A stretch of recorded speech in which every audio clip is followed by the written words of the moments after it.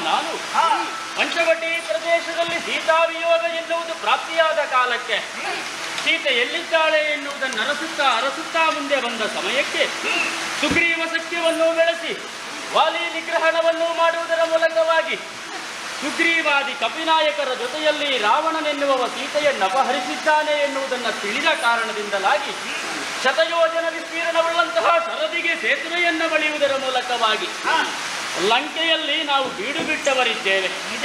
ಅದೆಷ್ಟೋ ವೀರರೆಲ್ಲರೂ ಕೂಡ ರಾವಣನ ಪಕ್ಷದಿಂದ ನಮ್ಮ ಜೊತೆ ಯುದ್ಧಕ್ಕಾಗಿ ಬಂದವರಿದ್ದಾರೆ.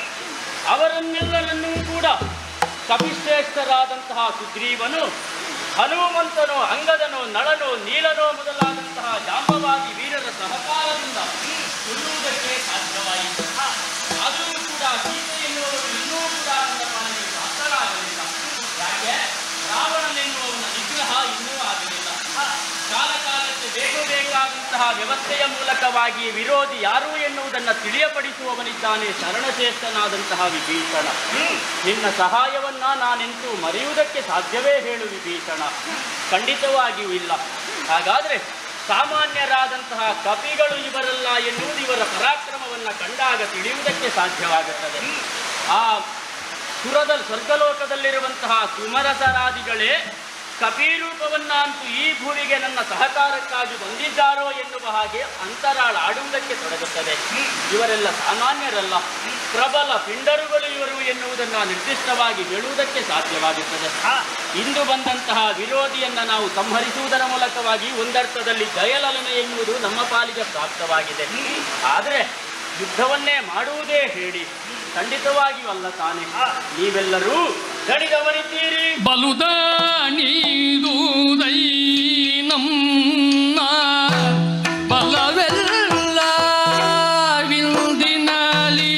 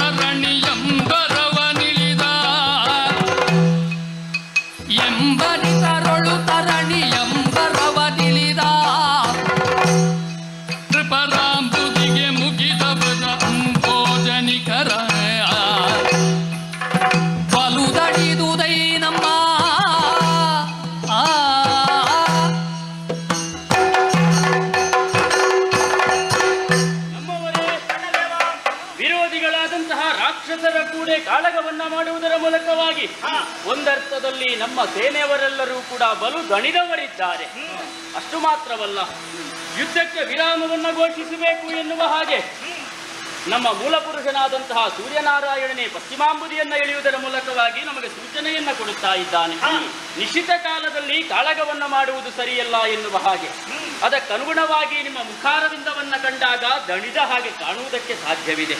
ಹಾಗಾದ್ರೆ ದಣಿದವರಿಗೆ ಬೇಕಾದುದು ಯಾವುದು ಎನ್ನುವ ಹಾಗೆ ಆಲೋಚಿಸಿದ್ರೆ ವಿಶ್ರಾಂತಿ ಅಲ್ಲವೇ?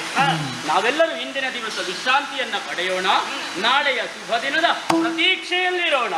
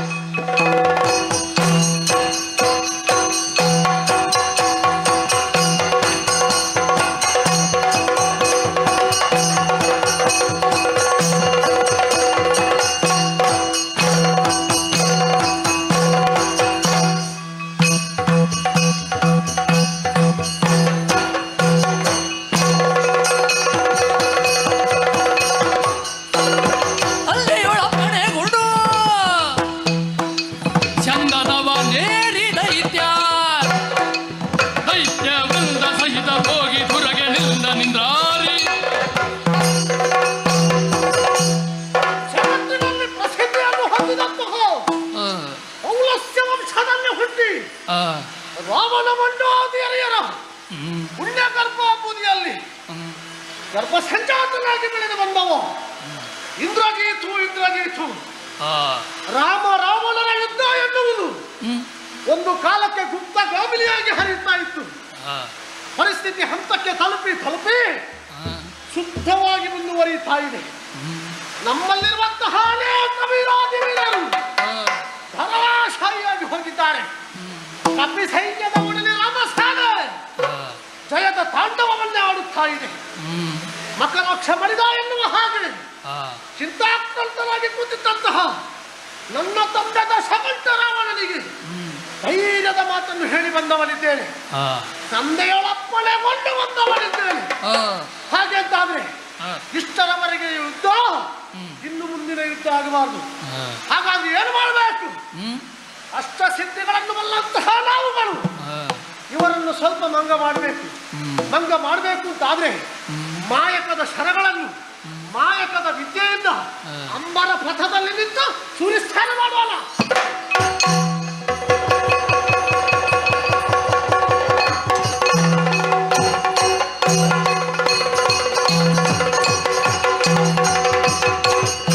ಬಿದ್ದ ಸೇನೆ ಕಂಡು ರಾಮ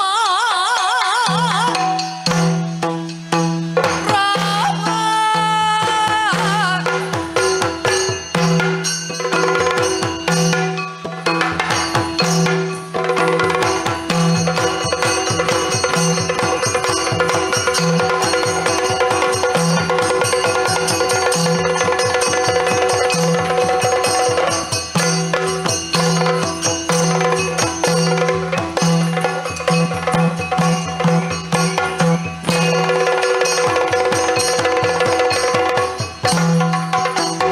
ಬಿದ್ದ ಸೇನೆ ಕಂಡು ರಾಮ ನಿದ್ದೆ ಬಿಡಲು ಹೋಗಿ ಗೂಳ ನಿತ್ತುವುದ ಕಂಡು ಏನಾಶ್ಚರ್ಯ ಕಪಿ ವೀರರೆಲ್ಲರೂ ಕೂಡ ಗದರಿಗೆ ಉರುಳುತ್ತಾ ಇದ್ದಾರೆ. ಆ, ಯಾಕೆ ಹೇಗೆ ಎನ್ನುವುದು ಅರ್ಥವಾಗುತ್ತಾ ಇಲ್ಲ. ಆ, ಚಿಂತೆ ಯಾಕೆ? ಗುರುಗಳಿಂದ ದತ್ತವಾದಂತಹ ವಿಶೇಷವಾದಂತಹ ಶಬ್ದವೇದಿ ಶರವನ್ನ ಪ್ರಯೋಗಿಸಿ ಯಾರು ಎನ್ನುವುದನ್ನು ನೋಡಿಕೊಳ್ಳುತ್ತೇನೆ ನೋಡಿ.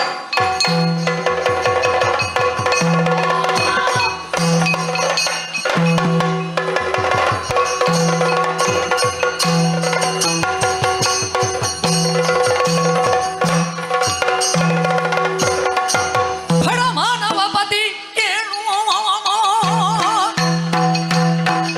ಬಡ ಬಡ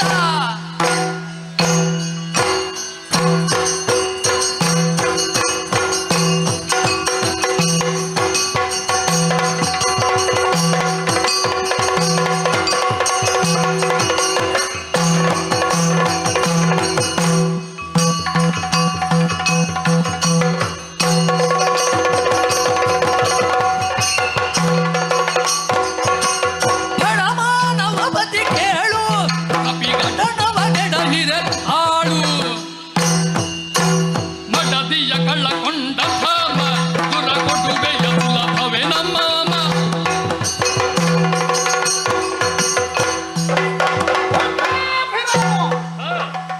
ಜಗದಾಪರಾಮ ಹಾ, ಎನ್ನುವಂತಹ ನೆಗಳ್ತಿಗೆ ಪಾತ್ರನಾದವ ಹೌದು. ಫಡ ಮಾನವ ಪತಿ. ಏನು? ಮಾನವರಲ್ಲಿ ಅತಿ ಶ್ರೇಷ್ಠತೆಯನ್ನು ಹೊಂದಿದ ಕಾರಣ ಹಾ, ಮಾನವ ಪತಿ ಎಂಬುದಾಗಿ ಸಂಬೋಧಿಸಲ್ಪಟ್ಟಿದೆ. ಸರಿ. ಒಪ್ಪಿಕೊಳ್ತೇನೆ ನಿನ್ನ ಪೌರುಷವನ್ನು. ಹಾ, ಆದ್ರೆ ಏನು? ಪುರುಷನಾದವನಿಗೆ ಪೌರುಷ ಎನ್ನುವುದು ಎಲ್ಲಿಂದ ಬರುವುದು ಗೊತ್ತಿಲ್ಲ ನಿನಗೆ? ಎಲ್ಲಿಂದ?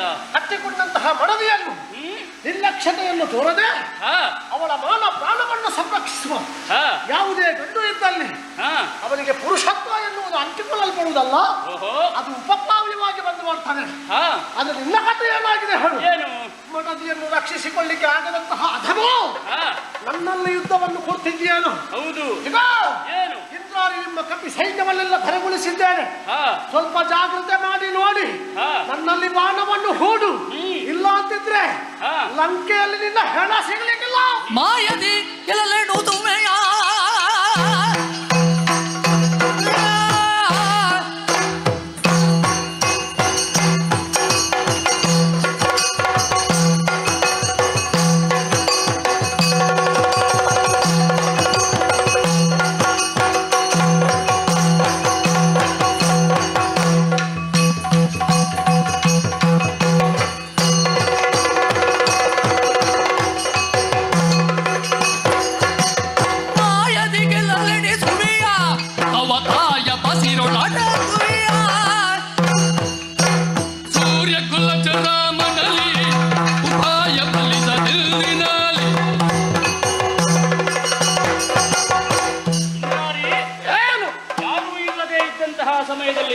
ಮಗನಾದಂತಹ ರಾವಣೇಶ್ವರ ನನ್ನ ಮಡದಿಯಾದಂತಹ ಸೀತೆಯನ್ನು ಅಪಹರಿಸಿದ್ದಾನೆ. ಅವಳನ್ನ ಸಂರಕ್ಷಿಸಬೇಕು ಎನ್ನುವಂತಹ ಉದ್ದೇಶವು ನಮಗೂ ಇದೆ. ನಾವದನ್ನು ತಿಳಿದುಕೊಂಡವರಿದ್ದೇವೆ. ಅಪಹರಿಸಲ್ಪಟ್ಟಂತಹ ಸೀತೆಯನ್ನು ಅರಸುತ್ತಾ ನಾವಿಲ್ಲಿಯ ತನಕ ಬಂದವರಿದ್ದೇವೆ. ಕಪಿವೀರರೆಲ್ಲರನ್ನೂ ಕೂಡ ಧರೆಗೆ ಉರುಳಿಸಿದ್ದಿ. ಯಾವುದರ ಮೂಲಕವಾಗಿ ಎನ್ನುವ ಹಾಗೆ ಆಲೋಚಿಸಿದ್ರೆ ಮಾಯಾವಿದ್ಯೆಯನ್ನು ಪ್ರಯೋಗಿಸುವುದರ ಮೂಲಕವಾಗಿ ನಮ್ಮನ್ನೆಲ್ಲ ಗೆಲುವು ಪಡೆಯುವುದು ಅಂತ ನೀನು ಭಾವಿಸಿದೆ. ಅಯ್ಯ, ನೀನು ಎಲ್ಲೇ ಅಡಗಿರು ಅಥವಾ ಮತ್ತೊಮ್ಮೆ ನೀನು ನಿನ್ನ ತಾಯಿಯ ಗರ್ಭವನ್ನ ಸೇರಿದರೂ ಕೂಡ ಅಲ್ಲಿಂದ ಹೊರಬರಿಸುವಂತಹ ಪ್ರಯತ್ನ ಹೇಗೆ ಎನ್ನುವುದನ್ನ ಸೂರ್ಯ ಕುಲಜನಾದಂತಹ ಈ ರಾಮ ತಿಳಿದುಕೊಂಡವನಿದ್ದಾನೆ. ನಿನ್ನ ಪರಾಕ್ರಮ ನನ್ನಲ್ಲಿ ಸಾಗಲಿಕ್ಕಿಲ್ಲ. ಏನು ಅರಿಗಳ ಗೆಲ್ವೆತ್ತದಳು ದಿಟ್ಟ ಮಾಯಾವಿಗಳು ಎನ್ನುವುದನ್ನು ನೀನು ಅರಿತುಕೊಂಡಿದ್ದಿ. ಅಹಿಮ ಗರಿಮ ಮಹಿಮ ಎಂಬಿತ್ಯಾದಿ ಅಷ್ಟಸಿದ್ಧಿಯನ್ನು ಬಲ್ಲವರಿದ್ದೇವೆ. ಸರಿ, ನಿನಗೆ ಆಗುತ್ತದೆ ಅಂತ ಆದ್ರೆ ನನ್ನನ್ನು ಮಾಯಕದ ವಿದ್ಯೆಯಿಂದ ನೀನು ಕೆಳಗೆ ಬರಿಸಿದ್ಯಲ್ವಾ? ನೋಡ, ನನ್ನೊಮ್ಮೆ ಗೆದ್ದು ನೋಡು.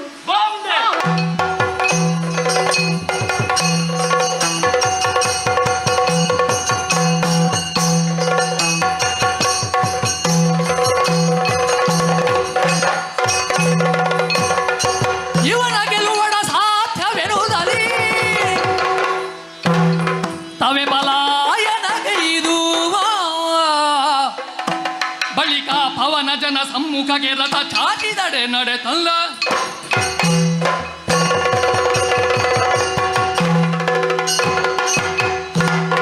ಇವನನ್ನು ಮಾನವ ಪತ್ತಿದ್ದ ಕರ್ತವ್ಯ ಇದಕ್ಕೆ ಇರಬಹುದು.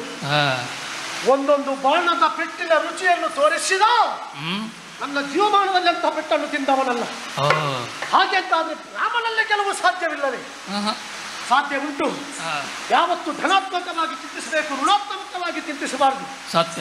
ಇವರ ಬಲವನ್ನೆಲ್ಲ ಕುಗ್ಗಿಸಬೇಕು ಅಂತಿದ್ರೆ ಒಬ್ಬ ಇದ್ದಾನೆ, ಅವನೇ ಹನುಮಂತ. ಆದ್ರೆ ಸ್ವಲ್ಪ ಜಾಣನಿದ್ದಾನೆ.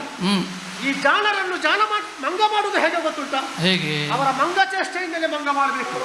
ಆದ್ದರಿಂದ ಆಚೆ ಈಚೆ ನೋಡುವುದಲ್ಲ, ತರ್ಕಕ್ಕೆ ಇಳಿಯುವುದಿಲ್ಲ, ಒತ್ತು ಮಾಡುವುದಿಲ್ಲ. ಕಾಣುತ್ತಿರುವಂತಹ ಅವನ ಕಡೆಗೆ ನನ್ನ ರಥವನ್ನು ಚಾಚುತ್ತೇನೆ ನೋಡುವ.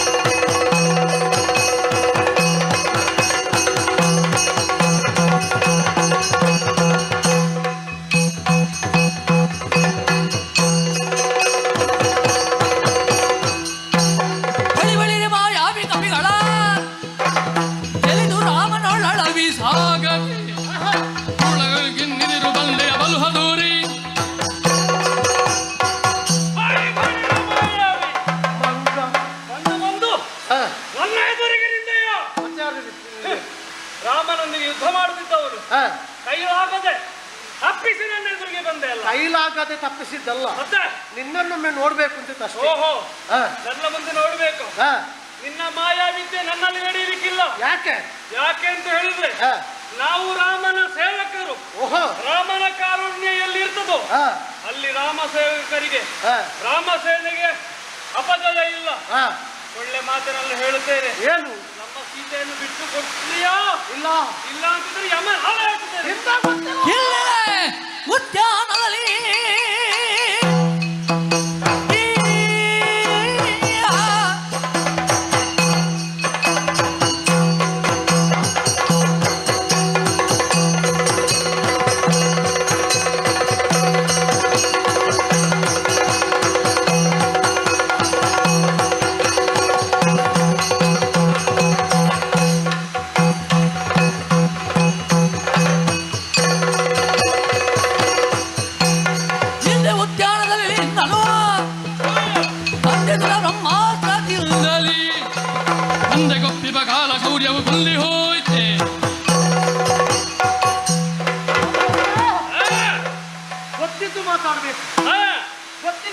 ಕಿಳಿಬಾರ್ದು. ಹೌದೇನೋ? ಏನು? ಒಂದು ಕಾಲದಲ್ಲಿ ನಂತರ ಆಗಮಿಸಿದವ ನೀನು. ನೆನಪುಂಟು. ಹೊಕ್ಕು ನಮ್ಮ ಉದ್ಯಾನಗಳನ್ನು ಹೊಕ್ಕಿದೆ. ಪರಿಣಾಮ ಏನಾಯಿತು? ಆಹಾಕಾರ ಬೊಬ್ಬೆ ಇಂತಹ ಕಪಿಯನ್ನು ನೋಡಿದವರನ್ನ ಪ್ರತ್ಯುತ್ತರವಾಗಿ ತಂದೆಯವರು ನನ್ನನ್ನೇ ಕಳುಹಿಸಿಕೊಟ್ಟರು.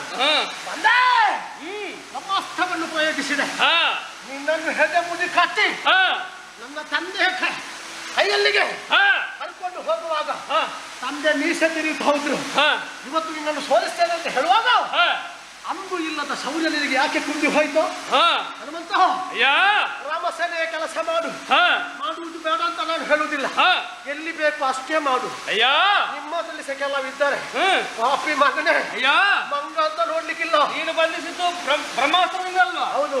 ನಾನು ನಿನಗೆ ಹೆದರಿ ಅದರೊಳಗೆ ಬಂಧನಕ್ಕೊಳಗಾದದ್ದಲ್ಲ. ಮತ್ತೆ ಬ್ರಹ್ಮಾಸ್ತ್ರಕ್ಕೆ ನಾನು ಶರಣ ಹೊಂದಿ ನಿನ್ನ ಬಂಧನಕ್ಕೊಳಗಾದವನು. ಅದು ಹೇಗಾಯ್ತು ಗೊತ್ತಾ? ಏನು? ಉಪ್ಪಿನಕಾಯಿ ಇಲ್ಲ, ಹಾ ಪಾಯಸ ಹಾಕಿದ್ದಾಗ ಇದಾಯ್ತು. ಹಾ ಪಾಯಸ ಬಡಿಸುವಾಗ ಊಟಕ್ಕೆ ಹಾ ಹಾಗಾಯ್ತು. ಅಡಿಗೆ ಬಿದ್ರು ಮೂಗು ಮೇಲೆ. ಹಾ ಆದ್ರೆ ಇವತ್ತು ಬಿಡಲಾರೆ. ಹಾ ನಿನ್ನ ಬಾಲವನ್ನು ಹಿಡಿದು ಹಾ ಗಿರ ಗಿರ ಗಿರನೆ ತಿರುಗಿಸಿ ಹಾ ನಿನ್ನ ಕಿಷ್ಕಿಂದ ಉಂಟಲ್ಲ ಹಾ ಅಲ್ಲಿಗೆ ಮರಳಿ ಕಳಿಸ್ತೇನೆ. ರಾಮನ ಸೇವಕನಿಗೆ ಅಪದೇವ ನಾನು ನೋಡಿದೆ. ಬಾ, ಬಾ, ಬಾ.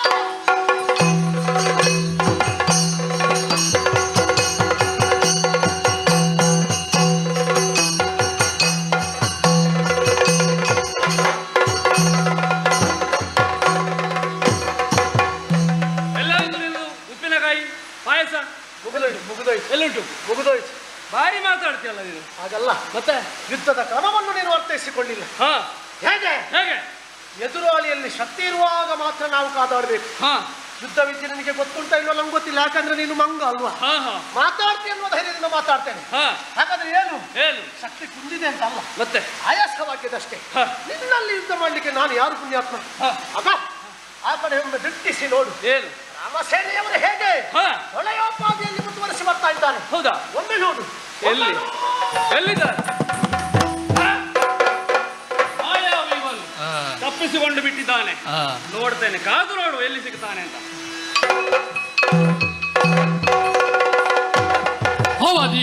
ಅವಧಿಕೀಶನ ಗೆಲ್ಲರಿರು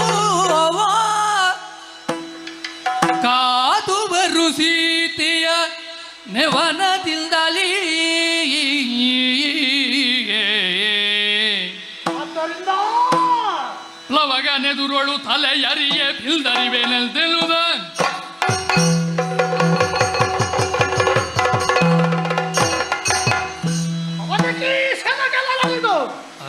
ಅಲ್ಲಿಂದ ಮೋಸದಿಂದ ಓಡೋಡಿ ತಪ್ಪಿಸಿಕೊಂಡು ಬಂದೆ. ಯಾಕೆ? ಹನುಮಂತರಲ್ಲಿ ಕಾದಾಡಿ ಜಯವನ್ನು ಪಡೆಯುವುದಕ್ಕೆ ಇಂದಿನ ಸಮಯ ಸಾಧ್ಯ. ಹಾಗಾದ್ರೆ ಸುಸಾಧ್ಯವಾದಂತಹ ವಿಚಾರ ಯಾವುದು? ನನ್ನ ಚಿತ್ತದೋಪಾದಿಯಲ್ಲಿ ವಿವೇಕಿಸಿದಾಗ ನನಗೆ ಬಂದಂತಹ ಅಣಿವು ಯಾಕೆ? ಈ ಹೋರಾಟ ಯಾಕೆ? ಕೇವಲ ಸೀತೆಯ ನಮನದಿಂದ ಅವಳ ತಲೆಯನ್ನು ಕಡಿದೆ ಎಂದಾದ್ರೆ ಯುದ್ಧ ಮುಕ್ತಾಯ ಆಗ್ತದ. ಹಾಗಂತ ಹೇಳಿ ಅವಳ ತಲೆ ಕಡಿಲಿಕ್ಕೆ ಆಗ್ತದ? ಪರಮ ಪತಿವ್ರತೆಯಾಗಿದ್ದಾಳೆ ಎಂಬುದು ನನಗೂ ಗೊತ್ತುಂಟು. ಯಾಕೆ?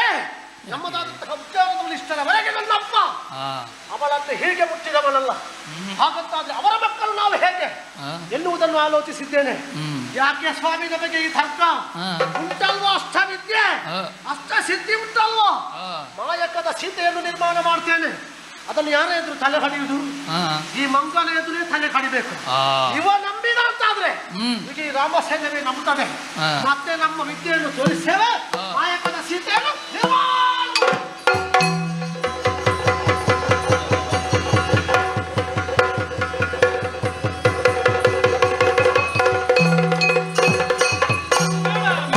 ನೋಡಿದೆಯೋ ಹನುಮಾನ ರಾಕ್ಷಸನೆನಗೆ ಮಾಡುವಗೆಯ ನಿಸ್ಸೀಮ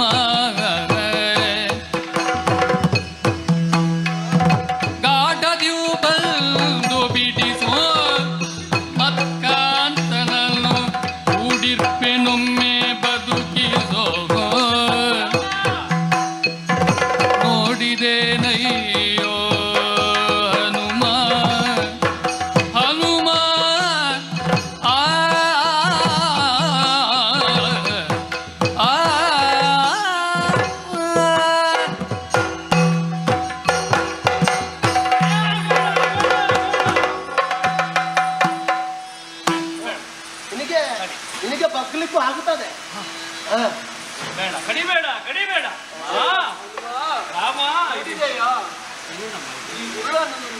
ಕಡಿತೇನೆ ಕಡಿತೇನೆ ಎಂದು ಮುಂದೆ ಬರ್ತಾ ಇದ್ದಾನೆ. ಹೌದಮ್ಮ.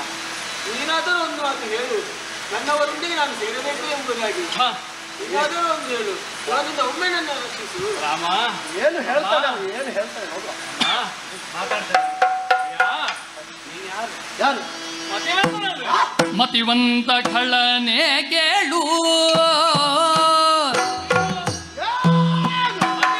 ಪೌಲ ತ್ಯಜ ಸುತ ನಿನ್ನ ತಾತ ತಾಳು ಖಳನೆ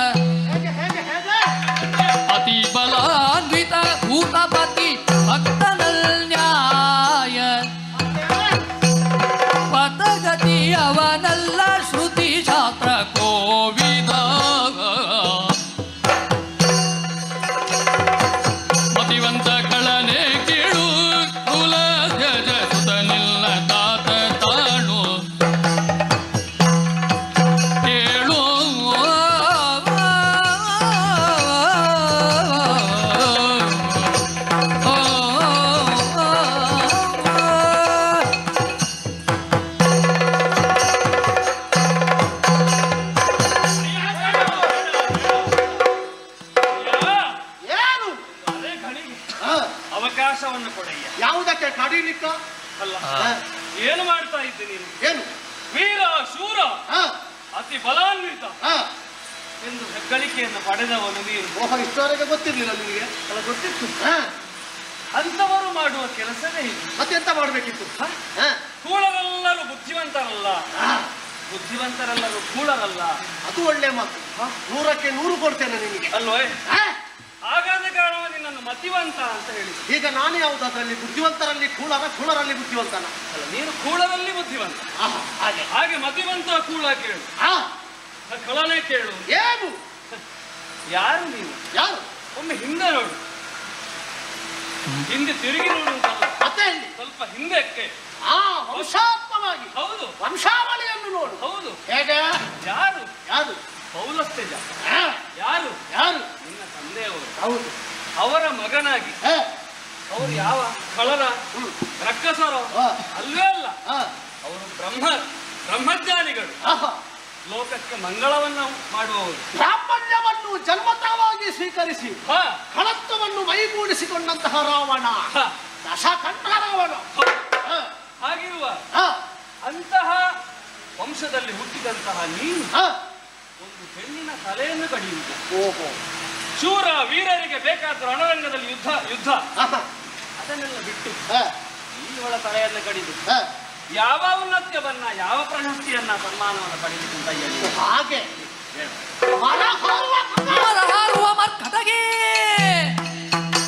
ಈ ಪದಿ ಕಲಿಸಿದವರು ಯಾರು ನಿಮಗೆ?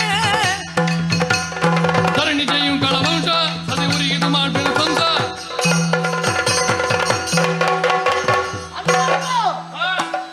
ಪ್ರಪಂಚದಲ್ಲಿ ಹೆಣ್ಣು ಅಂದ್ರೆ ಒಂದೇ ಸ್ಥಾನ ತಾನೆ. ಒಳ್ಳೆಯ ಮತಿವಂತ ನೀನು ಇದ್ದೀತಾನೆ. ಹಾಗಾದರೆ ಆಲೋಚಿಸಿ ನೋಡು. ನಮ್ಮವರಾದಂತಹ ಶೂರ್ಪನಖ ತನ್ನ ಮಾನವನ್ನು ಕಳಕೊಂಡದ್ದು ಯಾರಿಂದವಾಗಿ? ನಿನ್ನ ದಾಸ್ಯತ್ವವನ್ನು ಸ್ವೀಕರಿಸಿಕೊಂಡು ಯಾವ ಪ್ರಪಂಚದಲ್ಲಿ ನಾನೇ ರಾಮ ಎನ್ನುವಂತಹ ಶ್ರೇಷ್ಠತೆಯನ್ನು ಪಡೆಕೊಂಡಂತಹ ವ್ಯಕ್ತಿ ಆ ಮಾನವ ಪತಿಯಿಂದಲಾಗಿ ನಮ್ಮ ಅತ್ತೆ ಶೂರ್ಪನಖೆಯ ನಖಸ್ಥಳಾಛೇದನಗಳಾಯಿತು. ಆಯಿತು. ಆಗ ನಿಮಗೆ ಹೆಣ್ಣು ಅಂತ ಆಗಲಿಲ್ಲ. ಅದನ್ನು ಬಿಟ್ಟು ಬಿಡು. ನಾವು ಖಳರು. ಪಾಪ ಪುಣ್ಯದ ಲೆಕ್ಕವನ್ನು ಇಲ್ಲಿ ಜೀವಮಾನದಲ್ಲಿ ಹಾಕುವುದಿಲ್ಲ. ಯಾಕೆ ಗೊತ್ತಾ? ಅದನ್ನು ಲೆಕ್ಕ ಹಾಕ್ತಾ ಕೂತ್ಕೊಂಡ್ರೆ ನಿಮ್ಮಂತಹ ಜೀವನ ನಮಗಾಗ್ತದೆ. ಅದೇ ಮುಂದಿನ ಸ್ವರ್ಗ, ಅದೇ ಹಿಂದಿನ ನರಕ ಎನ್ನುವಂತವರಾಗಿ ನಾವು ಇಷ್ಟರವರೆಗೆ ಬಾಳಿ ಬದುಕುತ್ತಾ ಬಂದುವವರು. ಮರಹಾಡುವಂತಹ ಮರ್ಕಟ ಇದನ್ನು ಯಾರು ಕಲಿಸಿದ್ದು ನಿಮಗೆ? ಈ ಧರಣಿಗೆಯಿಂದ ನಮ್ಮದಾದಂತಹ ಕಳವಂಶದ ಸಸಿ ಸರ್ವನಾಶ ಹೋಗ್ತಾ ಇದೆ.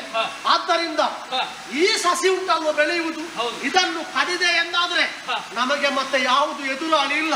ಸ್ವಲ್ಪ ಆಚೆ ನಿಂತುಕೋ, ರಕ್ತ ಚಿಮ್ಮಿದ್ರೆ ಸ್ವಲ್ಪ ತರ್ಪಣವನ್ನು ಸೇರಿಸಿಕೋ. ಜನಕರಾಯನೊಳ್ ಉದಿಸಿಗೆ ರಘುವಂಶ ರಾಜೇಂದ್ರನ ರಾಣಿಯಲ್ ದೆನಿಸೆಗೆ ಎಲ್ಲ ಹೇಳಬೇಕು. ಎನಗಿಲ್ದೋ ಪೂರ್ವ ಜನ್ಮದ ಕರ್ಮ ಬಿಡದೆ ಅನುಸರಿದುದು ನೋಡಿದ ಹನುಮ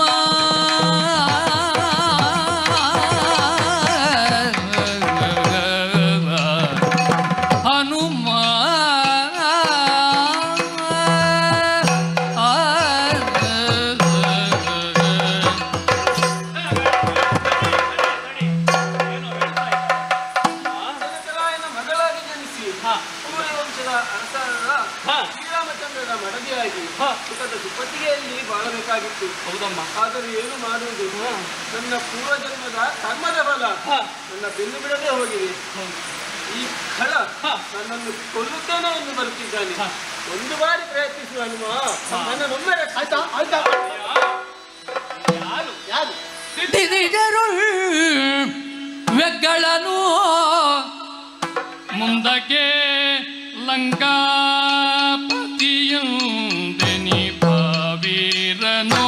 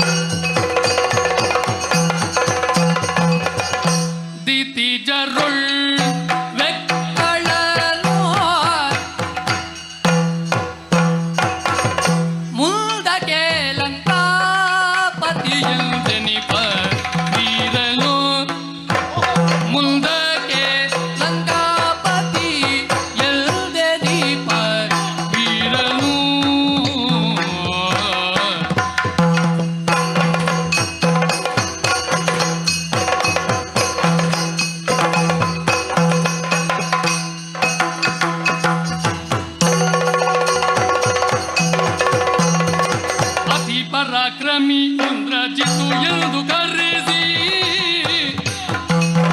ಅತಿ ಪರಾಕ್ರಮಿ ಇಂದ್ರಜಿತ್ತು ಎಂದು ಕರೆಸಿ ಉಳ್ಳ ತುಳಸ ಹಸಿ ಗಣಪತಿ ಮಬಲಾಡ್ಯ ದಿತಿಜರೊಳ್ಳೆಗಳನ್ನು ಮುಂದಕ್ಕೆ ಲಂಕಾಪತಿ ಇಲ್ದೆ ನಿದು ವೀರನೋ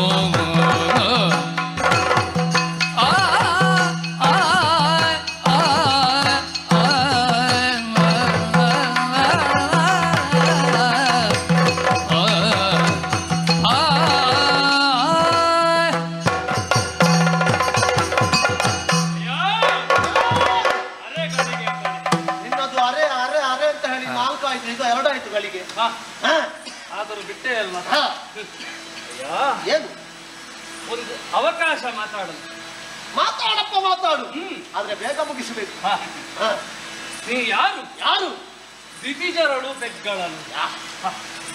ಇಡೀ ಅಸುರ ಕುಲಕ್ಕೆ ನಿನ್ನ ಮಂಗನಲ್ಲಿ ಶಬ್ದ ಭಂಡಾರವನ್ನು ಉಂಟು ಪುಣ್ಯಾತ್ಮ. ಅತ್ತೆ ವ್ಯಾಕರಣದಲ್ಲಿ ನಾನು ಸ್ವಲ್ಪ ಬಲಾಢ್ಯ. ಹೌದಾ? ಭಲೆ ದಿತಿಜರಳು ಬೆಗ್ಗಳನು. ಆಯ್ತು, ದೊಡ್ಡ ವಿಷಯ ಅಲ್ಲ. ಹ? ದೊಡ್ಡ ಜನ ನೀನು ಹೊಗಳುವುದು ಅಲ್ಲ ಬೈಯುವುದು ಹೇಳ್ತ ವಿಷಯ ಉಂಟು ಅಲ್ಲ. ತಿಥಿಕರನು ವ್ಯಕ್ತಿಗಳನ್ನು ಅದು ದೊಡ್ಡ ವಿಷಯ ಅಲ್ಲ ಅಂತ ಅಲ್ಲ. ಮತ್ತೆ ಇರಲಿ, ಮುಂದಕ್ಕೆ ನೀನು ಯಾರು ಹುಟ್ಟಿದ್ದು ಬಿದ್ದಿದ ಅಂಶದಲ್ಲಿ. ಹೌದು. ಮುಂದಕ್ಕೆ ಏನಾಗುವವ ಶ್ರೀಲಂಕೆಗೆ ಅಧಿಪತಿ ಆಗುವವನು. ನಿನಗೊಂದು ವಿಷಯ ಗೊತ್ತುಂಟ? ನಮ್ಮ ಖಳವಂಶದಲ್ಲಿ ತಂದೆಯ ನಂತರ ಯಾರು ಅಂತ ಯಾವ ಮಗ ಸಹ ನೋಡುದಿಲ್ಲ. ನೋಡ, ಇತಿಹಾಸ ತೆಗಿ. ನೋಡುವುದು ಯಾರಲ್ಲಿ? ನೋಡುವುದು ನಿಮ್ಮಂತದ್ರಲ್ಲಿ. ಅಪ್ಪ ಯಾವಾಗ ಸಾಯ್ತಾರೆ ಅಂತ ಕಾಯುವುದು. ನಮ್ಮಲ್ಲಿ ಹಾಗಲ್ಲ. ಅಪ್ಪ ಸತ್ತ ನಂತರವೂ ಕೂಡ ಪೀಠದಲ್ಲಿ ಅಪ್ಪನ ಮೂರ್ತಿಯನ್ನು ಪ್ರತಿಷ್ಠಾಪನೆ ಮಾಡಿ ಅವರನ್ನು ಪೂಜಿಸುವಂತ ಜಾಯಮಾನ ನಮ್ಮದು. ಆಗಲಿ. ಆದರೂ ಮುಂದಕ್ಕೆ ನೀವು ಲಂಕಾಪತಿ ಆಗುವವನು. ಅದು ಇರ್ಲಿ. ಲಂಕಾಪತಿ ಆಗುವಂತ ಅರಸ ನೀನು. ಅರಸ ಅಷ್ಟು ದೊಡ್ಡ ಊರಿನ ದೇಶದ ಅರಸ ಒಂದು ಹೆಣ್ಣಿನ ತಲೆ ಕಡಿಯುವುದು, ಸಿಂಹಾಸನದ ಕೂತಾಗ ಪಡೆದ ಪರಾಕ್ರಮ ಗಂಠೀರವ ಅಂತ ಹೇಳುವಾಗ ಏನು ಅಂತ ಹೇಳುದು? ತಲೆಯನ್ನು ಕಡದೆ, ಹೆಣ್ಣಿನ ತಲೆಯನ್ನು ಕಡದೆ ಅಂತ ಹೇಳುದು. ಹಾಗೆ ಹೇಳುವ ಕ್ರಮ ಉಂಟ ಅಲ್ಲ. ನೀನು ಪೂರ್ತಿ ಪಾಂಡಿತ್ಯ ಪಡೀಲಿಲ್ಲ. ಪಡೆದ ಪರಾಕ್ರಮ ಗಂಠೀರ ಅಂತ ಬಲ್ಲಿರೇನೆ ಅಂತ ಬರಬೇಕು. ಮತ್ತೆ ಬಾಕಿ ಇದ್ದದ್ದು ಇರಲಿ. ಆಗ ನೀನು ಹೆಣ್ಣಿನ ತಲೆ ಕಡಿದೆ ಅಂತ ಹೇಳಿದ್ರೆ ಯಾಕೆ ಹೇಳಬೇಕು ಅಂತ ಬೇಕಲ್ಲ? ಅಲ್ಲ, ಊರಿನವರು ಹೇಳ್ತಾರಲ್ಲ. ಅದು ಹೇಳಿ ಬಿಡು. ಅತಿ ಪರಾಕ್ರಮಿ ನೀನು. ಓಹೋ. ಸ್ವರ್ಗಕ್ಕೆ ಹೋಗಿ ಇಂದ್ರನನ್ನೇ ಸೋಲಿಸಿ ಅವರನ್ನು ಕಟ್ಟಿ ಅರಮನೆಯ ವಜ್ರ ಕಂಬಕ್ಕೆ ಕಟ್ಟಿದವನು ನೀನು. ಇಂದ್ರಾರಿ ಎನ್ನುವಂತಹ ಹಣವಂತನ ಪಾತ್ರವಾದ ಅಂಕಿತ ನಾಮ ಅಲ್ವಾ? ಅಂತ ಹೆಸರನ್ನು ಪಡೆದ ನೀನು ಇಂಥ ಕೆಲಸ ಮಾಡುವುದು. ಓಹೋ. ಅದೂ ಅಲ್ಲದೆ ಮತ್ತೇನು? ಸ್ತ್ರೀಯರನ್ನು ದೇವರಂತೆ ಪೂಜಿಸಬೇಕು. ಓಹೋ. ಅಂತ ಸ್ತ್ರೀ ಹತ್ಯೆಯನ್ನು ನೀನು ಮಾಡಿದ್ರೆ ಏನಾಗುತ್ತದೆ? ಸ್ತ್ರೀಪಾತಕ, ಸ್ತ್ರೀವಧೆ, ಆ ಪಾಪ ನಿಮ್ಮನ್ನು ಅಂಟುತ್ತದೆ. ಓಹೋ. ತನ್ಮೂಲಕವಾಗಿ ಜೀವನದಲ್ಲಿ ಏನನ್ನೂ ಸಾಧಿಸಲು ಅಸಾಧ್ಯವಾಗುತ್ತದೆ. ಓಹೋ. ಹಾಗಾಗಿ ಹೇಳುತ್ತೇನೆ, ಏನು ಇದನ್ನೆಲ್ಲ ಮಾಡುವುದು ಬೇಡ. ಮತ್ತೆ ಅವಳನ್ನು ಬಿಟ್ಟು ಬಿಡಯ್ಯ. ಅಷ್ಟೇ, ಬಿಟ್ಟು ಬಿಡು. ಏನು ವೃಕ್ಷಚರಾಥ ಮನೆ ಬಾಲವ ಸುಡಿಸಿ ಕೊಂಡಾದಿಯಲ್ಲಿ ಹೊಯ್ದೋಡಿ ಬದುಕಿದ ಕೋತಿ ನಿನ್ನಿಂದ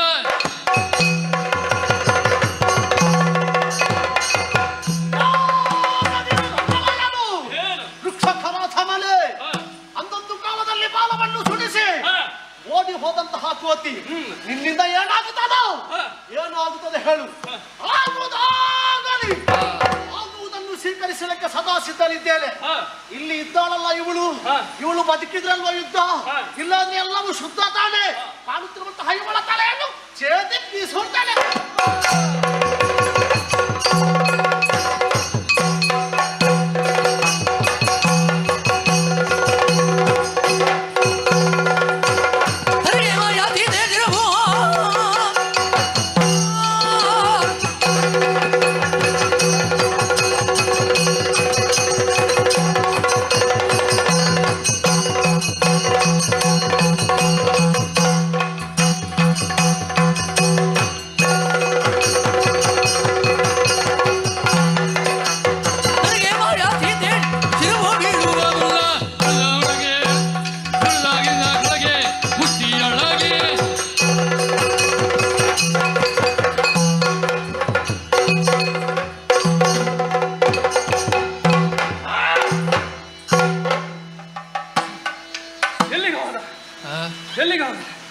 ನಮ್ಮ ಅಮ್ಮನ ತಲೆಯನ್ನು ಕಡಿದನ ಸಿಟ್ಟಿನಿಂದ ಅವನ ರಥವನ್ನು ಪುಡಿಯಿದ್ದಾರೆ. ಅಮ್ಮ ಇಲ್ಲಿ ಹೋದ್ರು. ಅಯ್ಯಯ್ಯೋ ಅವನಿಜೇ ಅಮ್ಮ ಅಬಲೆಯ ರೊಳ್ಳು ಸಹಜೇ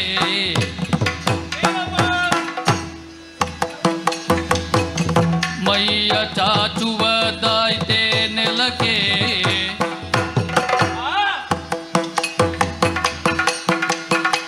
ಕೈಯಾರೆ ಕರ್ಮವ ನುಡಿಸಿದೆ ನಗೆ ಜಗದೀಯ ನೋಡ್ ಏನೆಂಬೆ ಅಕಟ ಅಯ್ಯಯ್ಯೋ ಅವನಿಜೆ ಅಬಲೆಯ ರೊಳ್ಳು ಸಹಜೇ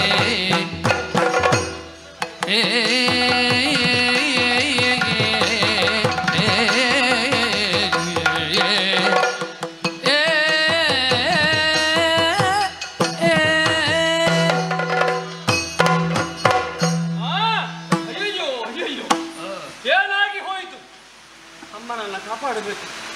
ಪರಿಪರಿಯಾಗಿ ಅವರನ್ನು ವಿವರಿಸಿ ಅಂತ ಹೇಳಿದೆ. ಹೇಳಿ ತಲೆಯನ್ನು ಕಡಿಬೇಕು. ಅಮ್ಮ ಏನು ಮಾಡಿ ನನ್ನ ಒಡೆಯನಿಗೆ ಇನ್ನೇನು ಇಷ್ಟೆಲ್ಲ ಮಾಡಿದ್ದು ಯಾರಿಗಾಗಿ ಅಮ್ಮ? ಅಮ್ಮ ರಾಮದೇವರನ್ನ ಸೇರಬೇಕು, ರಾಮದೇವರಿಗೂ ಹಾಗೆ ಸೀತೆಯನ್ನು ಪಡೆಯಬೇಕು ಎನ್ನುವ ಹಂಬಲದಲ್ಲಿ ನಾನಾ ರೀತಿಯಾದ ಕಷ್ಟಗಳನ್ನೆಲ್ಲ ಅನುಭವಿಸಿ ತನ್ಮೂಲಕವಾಗಿ ನೀನಿರುವಂತಹ ಇರುವಿಕೆಯನ್ನು ತಿಳಿದು ಇಲ್ಲಿಯವರೆಗೆ ಬಂದಿದ್ದೇನೆ. ಅಮ್ಮ ಅಮ್ಮ ಅಯ್ಯೋ ಏನು ಮಾಡಲಿ, ನೋಡಲಾಗುತ್ತಾ ಇದೆ, ರಕ್ತವು ಒಸರುತ್ತಾ ಇದೆ, ಏನು ಮಾಡಲಿ? ಅಯ್ಯೋ ರಾಮ, ಅನಿಲಾತ್ಮಜನ ಸಿಂಹನಿನದಬೇಕಿಲ್ಲ, ಧನುಜನ ಬಿಲ್ಲ ಠೀಂಗಾರ ಕೇಳುತ್ತಿದೆ ಜಾಂಬವರೇ, ಹನುಮಂತನೇಂಗೈವನೆಂಬುದಂ ತಿಳಿದು ಬಾರೆಲ್ದು ರಘುಪತಿಯು ಸುರಲು. ಓ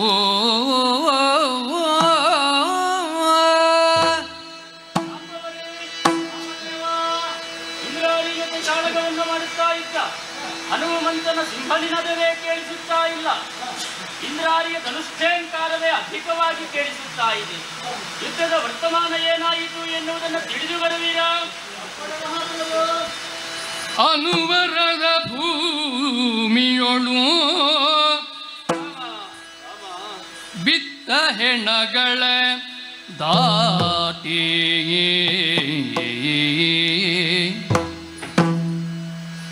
ಘನರಥ ಅಶ್ವಂಗಳು ಹತ್ತಿ ಇಳಿದು ಘನರಥಾಶ್ವಂಗಳ ಹತ್ತಿಳಿದು ಬಳಲುತ್ತಾನ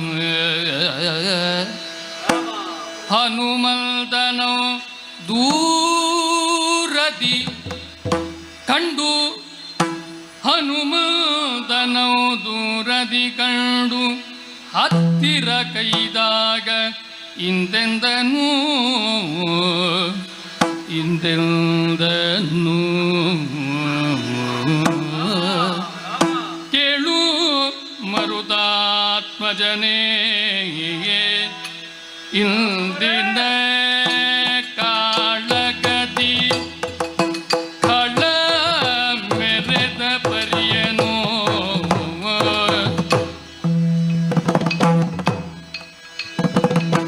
ಕೇಳಿ ಬಾರಲ್ದೆಲ್ಲ ಅಳುಗಿದ ಶ್ರೀಲಲಾಮ. ಮರುದಾತ್ಮಜನೇ ಕೇಳು ಕೇಳು,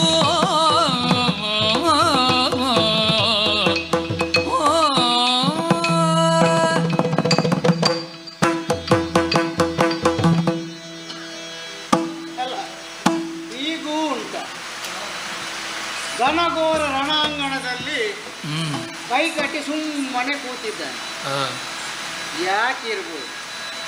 ಅಲ್ಲಯ್ಯ ಹನುಮ, ಜಾಂಬವರೇ ಏನಾಯ್ತು? ಏನು ಹೇಳಲಿ ಜಾಂಬವ? ಯುದ್ಧದ ವಿಚಾರ, ಘನಘೋರ ಯುದ್ಧ ನಡೀತಾ ಉಂಟು. ಒಮ್ಮಿಂದೊಮ್ಮೆಗೆ ವಿಪಕ್ಷದ ಝೇಂಕಾರ ಜಾಸ್ತಿ ಆಯಿತು, ಸ್ವಪಕ್ಷೀಯರ ಸದ್ದು ಅಡಗಿತು ಎಂಬ ಭಾವನೆ ಶ್ರೀರಾಮಚಂದ್ರಲ್ಲಿ ಉಂಟು. ಯುದ್ಧದಲ್ಲಿ ಏನಾಯಿತು ಎಂಬುದನ್ನ ವಿಚಾರಿಸಿಕೊಂಡು ಬನ್ನಿ ಅಂತ ನನ್ನನ್ನು ಕಳಿಸಿದರು.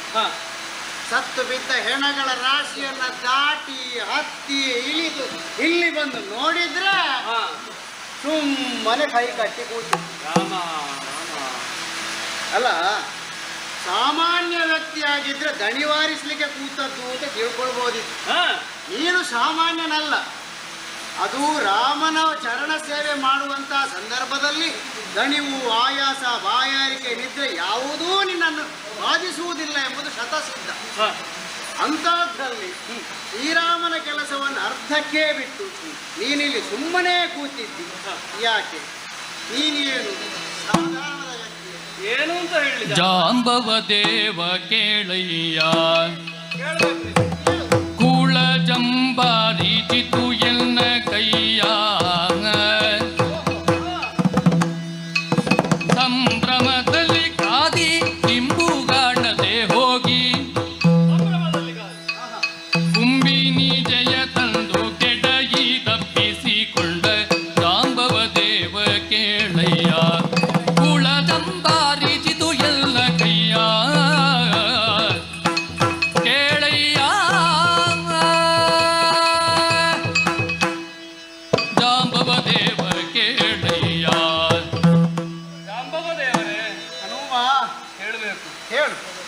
ಘೋರವಾದಂತಹ ಯುದ್ಧ ಸಂಘಟಿಸಿತ್ತು. ಹೌದು. ಬಹಳ ಚಂದದ ಯುದ್ಧ. ಇದಕ್ಕಿದ್ದಾಗೆ ನನ್ನ ಅಮ್ಮ ಸೀತೆಯನ್ನ ಇಂದ್ರಜಿತ್ತು ಕರೆದುಕೊಂಡು ಬಂದ. ಅಮ್ಮ ಸೀತೆಯೇ ಇಲ್ಲಿಗೆ ಬಂದ? ಹೌದಮ್ಮ, ಹೌದು. ಇದ್ಯಾವುದು ಹೊಸ ವಿಚಾರ ನಾನು ಕೇಳ್ತೇನೆ. ಬಹಳ ಸಂಭ್ರಮದಲ್ಲಿ ಯುದ್ಧ ಮಾಡ್ತಿದ್ದವರು ಸೀತೆಯನ್ನು ಕರೆದುಕೊಂಡು ಬಂದ. ತಲೆಯನ್ನ ಕಡಿದ. ಹೌದು, ಸೀತಾಮಾತೆಯ ಶಿರಚ್ಛೇದನ. ಹೌದು, ಈ ರಣರಂಗದಲ್ಲಿ. ಹೌದು, ಶಿರಚ್ಛೇದನವಾಗಿ ಅವನು ತಪ್ಪಿಸಿಕೊಂಡು ಬಿಟ್ಟಿದ್ದಾನೆ. ಎಲ್ಲಿ ಹೋದ ಅಂತ ಗೊತ್ತಾಗುತ್ತಿಲ್ಲ. ನಾನು ಏನು ಮಾಡುವುದು ಅಂತ ಗೊತ್ತಾಗದೆ ಸುಮ್ಮನಲ್ಲಿ ಕುಳಿತಿದ್ದೇನೆ. ರಾಮ, ಏನು ಮಾಡಲಿ ರಾಮ? ಅಯ್ಯೋ ದೇವ, ಏನು ಜಾನವರೇ, ನೀನೀಗ ಭ್ರಮಾಲೋಕದಲ್ಲಿದ್ದಾಗಿದ್ದಿ. ಹೌದೇ? ಅಲ್ಲ, ರಣರಂಗಕ್ಕೆ ಸೀತಾಮಾತೆ ಬರುವುದು ಅಂತ ಹೇಳಿದ್ರೆ ಏನು, ಅದನ್ನು ಅವನ ಶಿರಚ್ಛೇದನ ಮಾಡುವುದು ಅಂತ ಹೇಳಿದ್ರೆ ಏನು, ಇದೆಲ್ಲ ಒಂದು ನಂಬತಕ್ಕ ವಿಚಾರವೇ? ಅದು ನಾನು ನೋಡಿದ್ದೇನೆ ಜಾಂಬವರೇ, ನಾನು ನೋಡಿದ್ದೇನೆ. ಸುಮ್ಮನೆ ಹೇಳಿದ್ದೆ. ಸರಿಯಾಗಿ ನೋಡಿದ್ದೀಯ? ತುಂಬಾ ಹೊತ್ತಿಂದ ಇಲ್ಲೇ ಇದ್ದೇನೆ ನಾನು. ಅದು ಸೀತಾಮಾತೆಯೇ ಹೌದು, ನನ್ನಲ್ಲಿ ಮಾತನಾಡಿದ್ದಾರೆ. ಇದು ಸಾಧ್ಯವ? ಅಸಾಧ್ಯವಾದ ಒಂದು ಸಂಗತಿಯನ್ನು ಇವನು ಉದ್ಧರಿಸ್ತಾ ಇದ್ದಾನೆ. ಅದು ಹೇಗೆ ಸಾಧ್ಯ?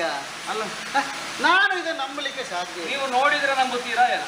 ಅಲ್ಲಲ್ಲ, ಈಗ ನೋಡ್ಲೇಬೇಕಾದಂತ ವಿಚಾರ. ನೀನು ಅಷ್ಟು ದೃಢ ವಿಶ್ವಾಸದಿಂದ ಹೇಳ್ತಿ ಅಂತಾದ್ರೆ, ನನಗೆ ವಿಶ್ವಾಸ ಬರಬೇಕು ಅಂತಾದ್ರೆ ನಾನು ನೋಡ್ಲೇಬೇಕು. ವಿಶ್ವಾಸವೇ ಮುಖ್ಯ ನಮಗೆ. ಹೌದು, ವಿಶ್ವಾಸ ಇಲ್ಲದಿದ್ದರೆ ಪ್ರಸಂಗ ಮುಂದೆ ಹೋಗುವುದಿಲ್ಲ. ಎಲ್ಲಾ ವಿಚಾರದಲ್ಲೂ ವಿಶ್ವಾಸ ಬೇಕು. ಆ ವಿಶ್ವಾಸಕ್ಕಾಗಿ ಕೇಳ್ತಾ ಇದ್ದೇನೆ, ನೀನು ಆ ಸೀತೆಯನ್ನು ನೋಡಿದ್ಯಾ? ಅದು ನಮ್ಮದೇ ಸೀತಾಮಾತೆ ಹೌದಾ ಎಂಬ ಬಗ್ಗೆ ಸಂಶಯ ನನಗುಂಟು. ಬನ್ನಿ, ಹಾಗೆ ಅಷ್ಟು ಒಂದು ಧೈರ್ಯ ಉಂಟು ಅಂತಾದ್ರೆ, ವಿಶ್ವಾಸ ಉಂಟು ಅಂತಾದ್ರೆ ನೋಡು. ನೋಡಿ, ನಿಮಗೆ ವಿಶ್ವಾಸ ಉಂಟು. ನೋಡಿ, ಅಮ್ಮನ ನೋಡಿ.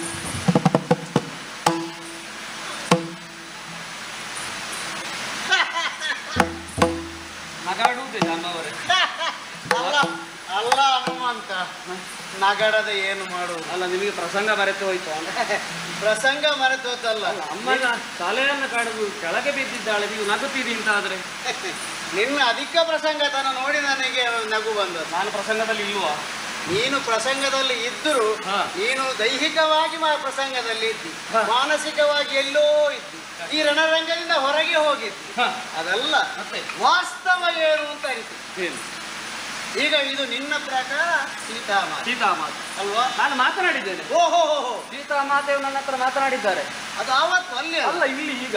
ಇಲ್ಲಿಯೂ ನೀನು ನನ್ನನ್ನು ಕಾಪಾಡು ಹನುಮಂತ. ಸೀತಾಮಾತೆ ಹಾಗೆ ಹೇಳಿದ್ದಾರೆ, ಕಾಪಾಡು ಹನುಮಂತ. ಸರಿ, ನಿನ್ನ ವಾದವನ್ನೇ ಒಪ್ಪಿಕೊಳ್ಳುತ್ತಾ ಮುಂದುವರಿಯುತ್ತೇನಂತೆ. ಈಗ ಈ ಸೀತಾಮಾತೆ ಎಂಬ ಈ ಸ್ತ್ರೀಯ ದೇಹದ ಶಿರಚ್ಛೇದನಾಗಿ ಎಷ್ಟು ಸಮಯ ಆಯಿತು?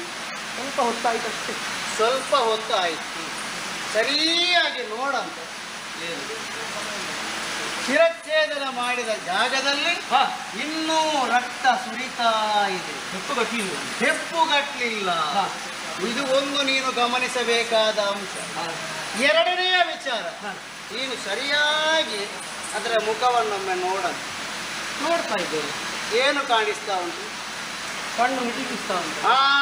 ಕಣ್ಣು ಮಿಟಿಕಿಸುತ್ತಾ ಉಂಟು.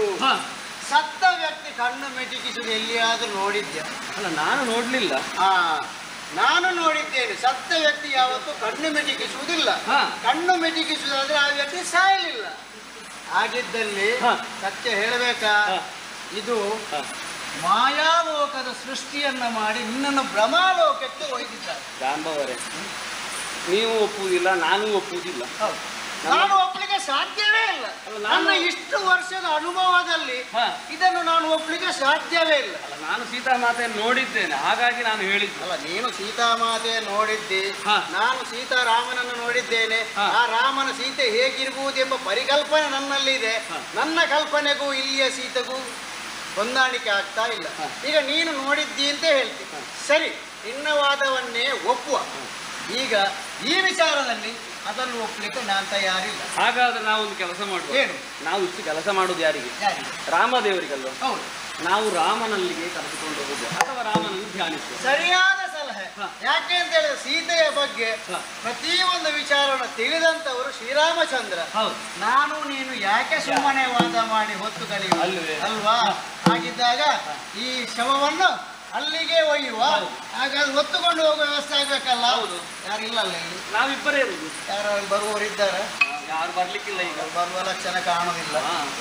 ಆಗ್ಲಿ ತೊಂದ್ರೆ ಇಲ್ಲ. ನಾವು ಸ್ವಲ್ಪ ವಯಸ್ಸಾದವ, ನೀನು ಸುಧಾರಿಸ್ಕೊಳ್ಬೇಕು. ನಾನು ಸುಧಾರಿಸ್ತೇನೆ, ನೀವು ಎಲ್ಲಿ ಹಿಡ್ಕೊಳ್ತೀರಿ? ನಾನು ಈಗ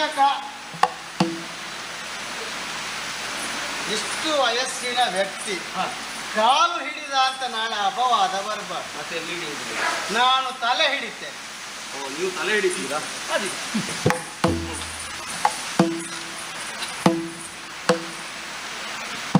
ಬೇಡ ಬೇಡ, ತಲೆಗೂ ಬೇಡವಾ? ನೀನು ಈಗ ಹೇಳಿದ ಹಾಗೆ ನಾಳೆ ಲೋಕದಲ್ಲಿ ಜಾಂಬವ ತಲೆ ಹಿಡ್ದ ಅಂತ ಅಪವಾದ ಬರುವುದು ಬೇಡ. ನಾನು ಆದಷ್ಟು ಕೈ ಕೊಡ್ತೇನೆ, ನೀನು ಎತ್ತಿಕೊಂಡು ಹೋಗು. ಆಗೋದಾ?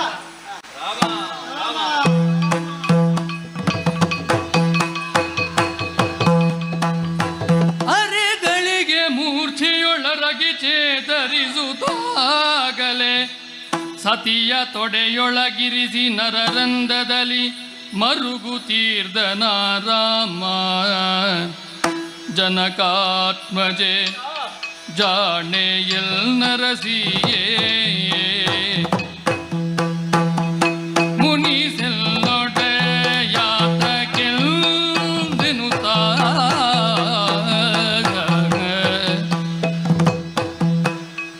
ಘನದೇಹದಿ ತೂಪಿಸುತ್ತ ತರವ ಮನದಣಿಯೇ ಮುತ್ತಾಡುತ್ತಲೆಂದ ಜನಕಾತ್ಮಜೆ ಜಾಣೆ.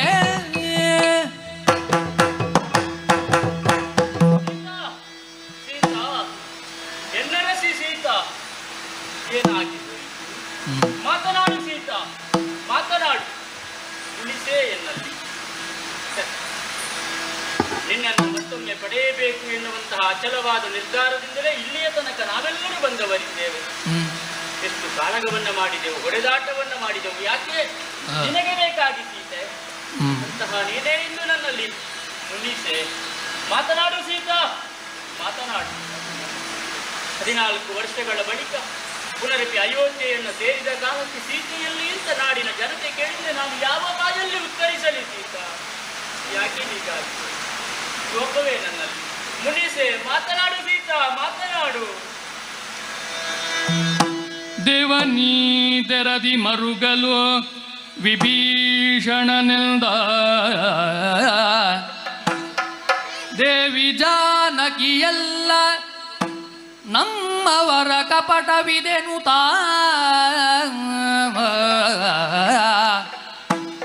ಪಾವನಾತ್ಮಗಿಯ ಶೋಗಾವನದೊಳಿಲ್ಲದಿರೆ ಸೇವೆಗಾಗುವನಲ್ಲವಿಲ್ದ ಅಸುರಪತಿ ನುಡಿಯೇ ಪಾವಮಾನಿಗೆ ನೇಮವಿತ್ತು ಕಳುಹಿದ ನಿಜವ ತಿಳಿಯಲ್ಕೆ ರಘುನಾಥ. ನಮ್ಮವರ ಕಪಟವಿದೋ ದೇವಾ. ಶ್ರೀರಾಮಚಂದ್ರ, ಇದು ಸೀತೆಯಲ್ಲ, ನನ್ನ ಅಣ್ಣನ ಮಗನಾದ ಇಂದ್ರಜಿತ್ ಉಪಯೋಗಿಸಿದ ಮಾಯೆ ಇದು. ನೀವು ಭ್ರಮೆಯಲ್ಲಿದ್ದೀರಿ. ಹೌದು, ಇದು ಸೀತಾ ಮಾತೆಯಲ್ಲ, ಇದು ಮಾಯೆ ದೇವ, ಮಾಯೆ. ಭೀಷಣ, ದೇವಾ, ನನ್ನ ಮಡದಿಯಾದಂತಹ ಸೀತೆ ಹೇಗಿದ್ದಾಳೆ ಎನ್ನುವುದನ್ನೆಲ್ಲವನ್ನು ನಾನು ತಿಳಿದುಕೊಂಡವನೇ ಇದ್ದೇನೆ. ಆದರೆ ನೀನಾಡುವುದಕ್ಕೆ ತೊಡಗಿದ್ದು ಇದು ಮಾಯೆ ಎನ್ನುವ ಹಾಗೆ. ಮಾಯೆ ಅಂತ ಆದ್ಮೇಲೆ ಇಲ್ಲಿಂದ ತೊಲಗಬೇಕಲ್ಲ, ಹೇಗೆ ತೊಲಗಿಸುವುದು? ದೇವಾ, ಸೀತೆಯನ್ನು ನಾನು ಉಳಿಸಿದ ತಕ್ಷಣವೇ ಇವಳು ಮಾಯವಾಗಿ ಹೋಗುತ್ತಾಳೆ. ಹೌದೇ?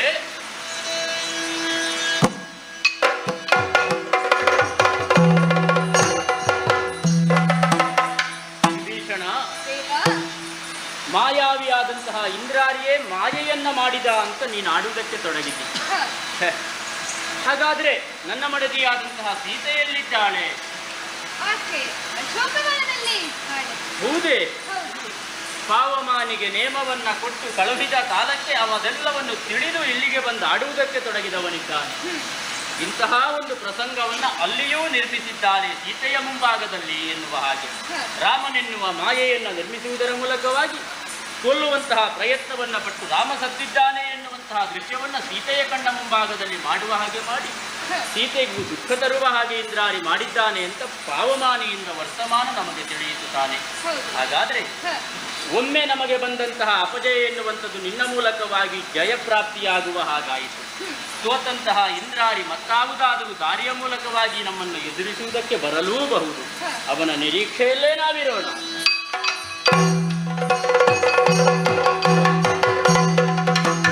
ಸೋಲವಾಯಿತು ಇನ್ನು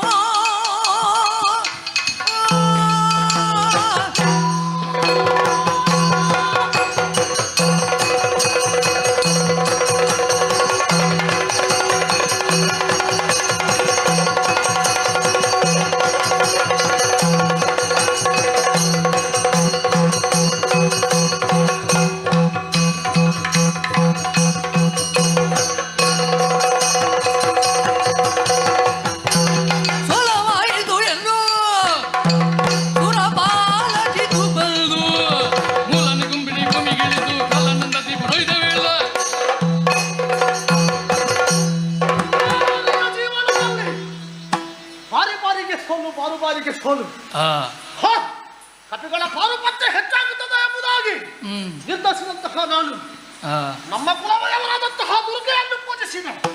ದುರ್ಗೆ ಮುಖ ತಿರುಗಿದಳು. ಸೋಲವಾಯಿತು ಎಂಬುದಾಗಿ ಯೋಚನೆಯನ್ನು ಮಾಡಿದ್ರೆ ಉಳಿದಿರುವುದು ಒಂದೇ ಒಂದು ಉಪಾಯ.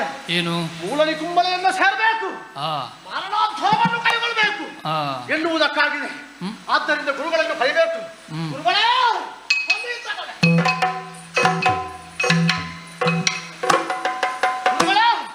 ತಮ್ಮದಾದಂತಹ ಪಾದಪದ್ಮಗಳಿಗೆ ಇಂದ್ರಾರಿಯ ನಮನಗಳು.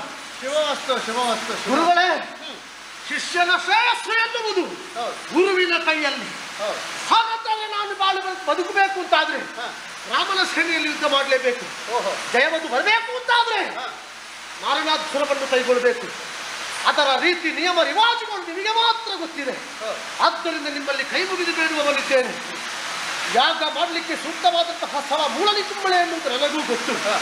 ಯಾವುದೆಲ್ಲ ಸಾಮಗ್ರಿಗಳು ಬೇಕು, ಏನಾಗಬೇಕು ಎಂಬುದನ್ನು ನೀವು ಹೇಳಿದ್ರೆ ತಕ್ಷಣದಲ್ಲಿ ತೊಡಗಿ ಯಾಗಕ್ಕೆ ಕೂಡಿಕೊಳ್ಳ. ಇಂದ್ರಜಿತು ಗುರುಗಳೇ, ಮಾರಣಾದ್ವಾರ ಮಾಡಬೇಕು ಎಂಬ ಸಂಕಲ್ಪವನ್ನು ಮಾಡಿದ್ದು.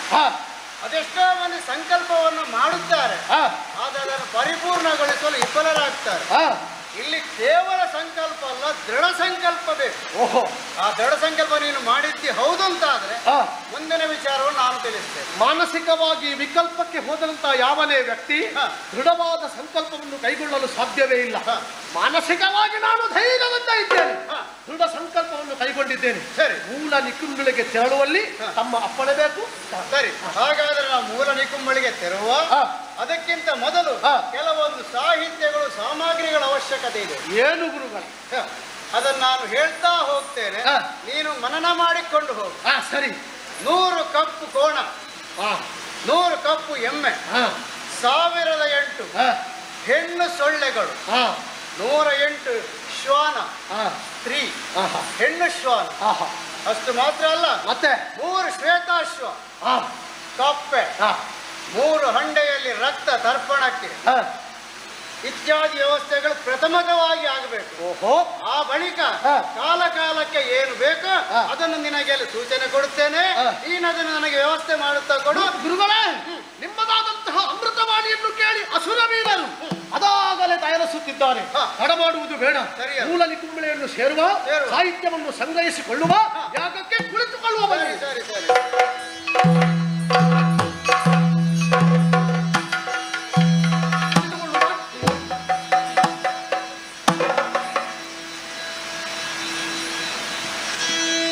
ಧ್ಯಾನ ಮಾಡಿಕೋ.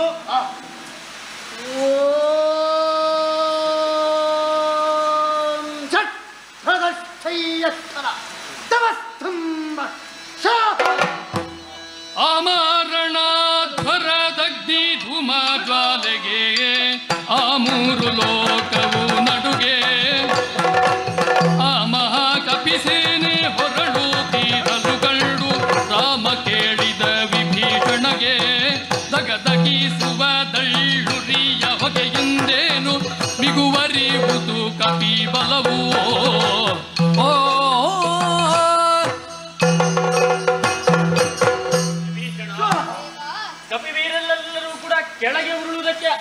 ಸಿದ್ಧಪಡಿಸಿದ್ದಾರೆ. ಹೋಮದ ಧೂಮ ಎನ್ನುವಂಥದ್ದು ಮೇಲ್ಭಾಗಕ್ಕೆ ಆವರಿಸುವುದಕ್ಕೆ ತೊಡಗಿದೆ. ನಮ್ಮವರೆಲ್ಲರೂ ಅಪಜಯವನ್ನು ಹೊಂದುತ್ತಾ ಇದ್ದಾರೆ ಎನ್ನುವ ಹಾಗೆ ಕಪಿವೀರನೆಲ್ಲರೂ ಆಡುವುದಕ್ಕೆ ತೊಡಗಿದ್ದಾರೆ. ಯಾಕೆ ಹಾಗಾಯಿತು ತಿಳಿಸುವೆಯಾ? ನಿಮ್ಮ ಸೇನೆಯೋಳುಲ್ಟಿ ನಿದ್ರಾಗಾಮಿನಿ ಸಂಘ ಅನ್ನವರ್ಪಿತವಾದವೃತವು ಹನ್ನೆರಡತ್ತ ಸಾಧಿಸಿದವನುಳ್ಳೆಡೆ ಹನ್ನೆರಡತ್ತ ಸಾಧಿಸಿದವನುಳ್ಳೆಡೆ ಎಲ್ಲವಹನು ಶಕ್ರಾರಿ ನಿಮ್ಮ ಸೇನೆಯೋಳುಲ್ಟಿ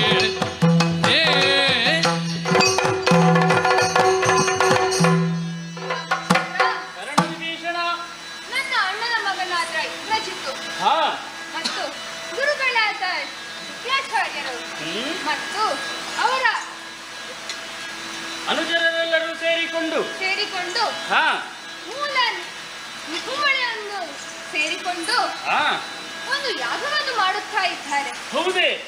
ಇಂಥ ಯಾಗವಲ್ಲ, ಮತ್ತೆ ಮಾರಣ ಯಾಗವನ್ನು ಮಾಡುತ್ತಾ ಇದ್ದಾರೆ. ಅದರ ಪರಿಣಾಮದಿಂದಲಾಗಿ ನಮ್ಮ ಸೈನ್ಯವು ಮೂರ್ಛೆಗೊಳ್ಳುತ್ತಾ ಇದ್ದಾರೆ. ಅವ ಅದನ್ನು ಪೂರ್ಣಗೊಳಿಸಿದ ಅಂತಾದ್ರೆ ಏನಾಗುತ್ತದೆ? ಅವರನ್ನು ಸೋಲಿಸಲು ಸಾಧ್ಯವಿಲ್ಲ ತಂದೆ. ಅವನನ್ನು ಸೋಲಿಸುವವರು ಹೇಗಿರಬೇಕು? ದೇವ, ಹಾ 12 ವರ್ಷ ನಿದ್ದೆ, ಊಟ, ಆಹಾರ ಮತ್ತು ಸದಸಂಗತಿಯನ್ನು ಬಿಟ್ಟಿರಬೇಕು. ಹೌದೇ? ಅಂತವರು ಯಾರಿದ್ದಾರೆ ನಮ್ಮ ಸೈನ್ಯದಲ್ಲಿ ದೇವ? ಅಂತಹ ವೀರರು ನಮ್ಮಲ್ಲಿ ಯಾರಿದ್ದಾರೆ? ಯಾಕೀ ಬರಿ ಕಡು ವ್ಯಾಕುಲ ತಾಳ್ವಿರಿ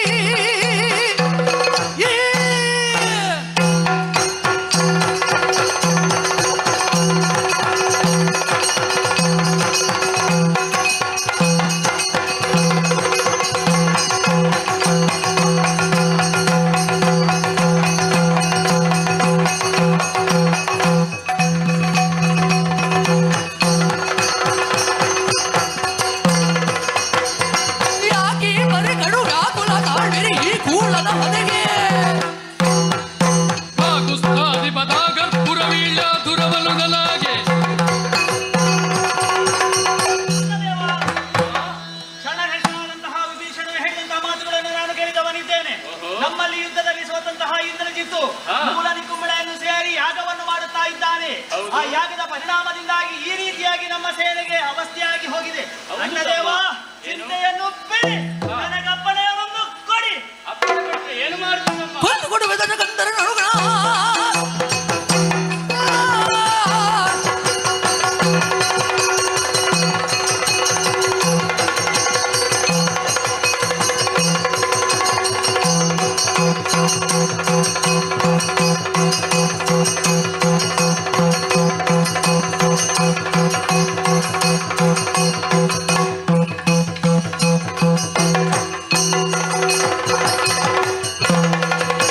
ಕೊಂದು ಕೊಡುವೆ ಗಂಧರ ನಡುಗಣ ಸಂದೇಹಗಳೇನು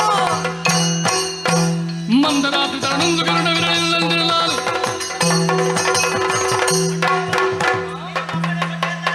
ಆ ದುರುಳ ರಾವಣಿಯ ಶಿರವನ್ನು ಕಡಿದು ಬರ್ತೇನೆ. ಅಮ್ಮ, ನಿನ್ನ ಧೈರ್ಯದ ನುಡಿಗಳನ್ನ ಕೇಳಿದಾಗ ಸಂತೋಷವಾಗುತ್ತಾ ಇದೆ. ವಿಜಯಶೀಲನಾಗಿ ಬಾ.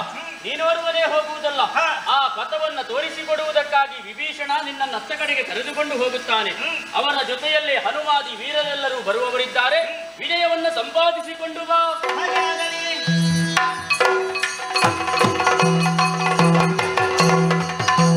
ಜಾಗವನ್ನು ಹಾಳು ಮಾಡಿ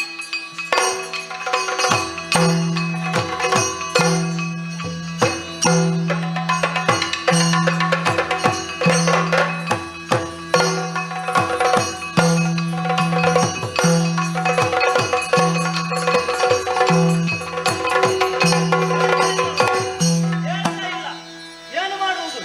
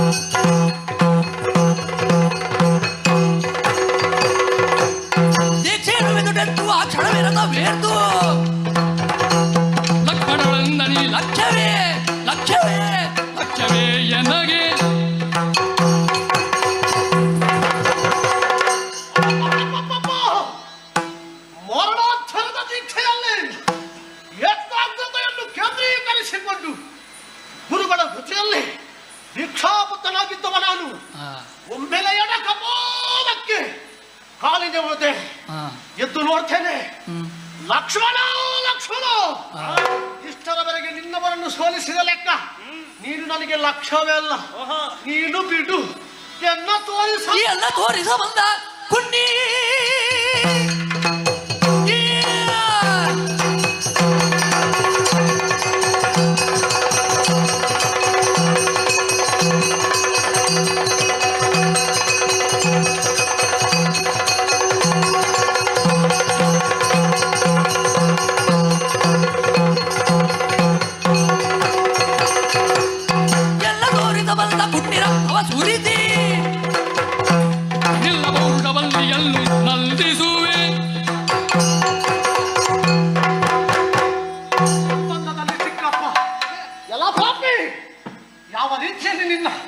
ಜನ್ಮಾಯಿತು ಖಳವಂಶದಲ್ಲಿ. ಉಂಟ ಮನೆಗೆ ಎರಡನ್ನು ಬಗೆದು ಅವರ ಸೇನೆಯನ್ನು ಸೇರಿಕೊಂಡು ನನ್ನನ್ನು ಕೊಲ್ಲುವಲ್ಲಿ ಮುಂದಾಗಿದೆಯಾ?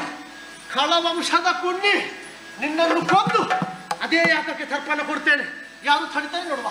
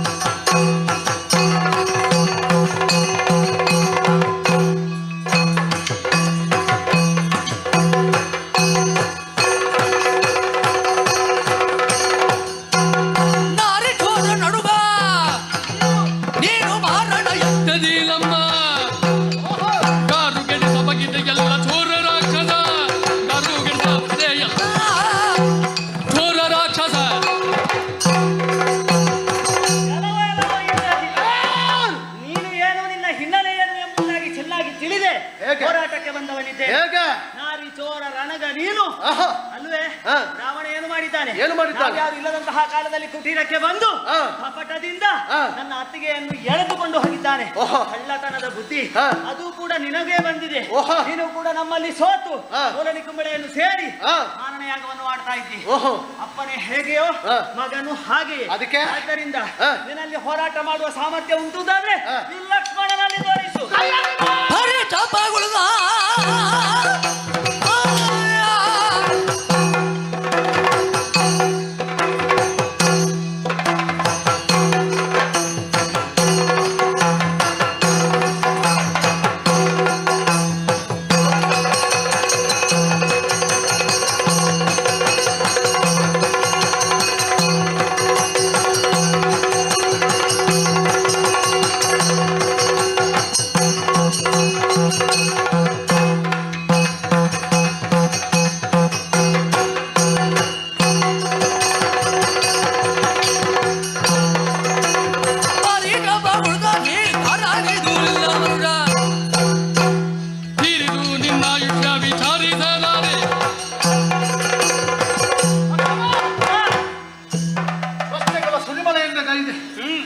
ನೀವಿಲ್ಲದ ಹೊತ್ತಲ್ಲಿ ಅಪ್ಪ ಕದ್ದುಕೊಂಡು ಹೋದದ್ದು ಹೌದೇನೋ?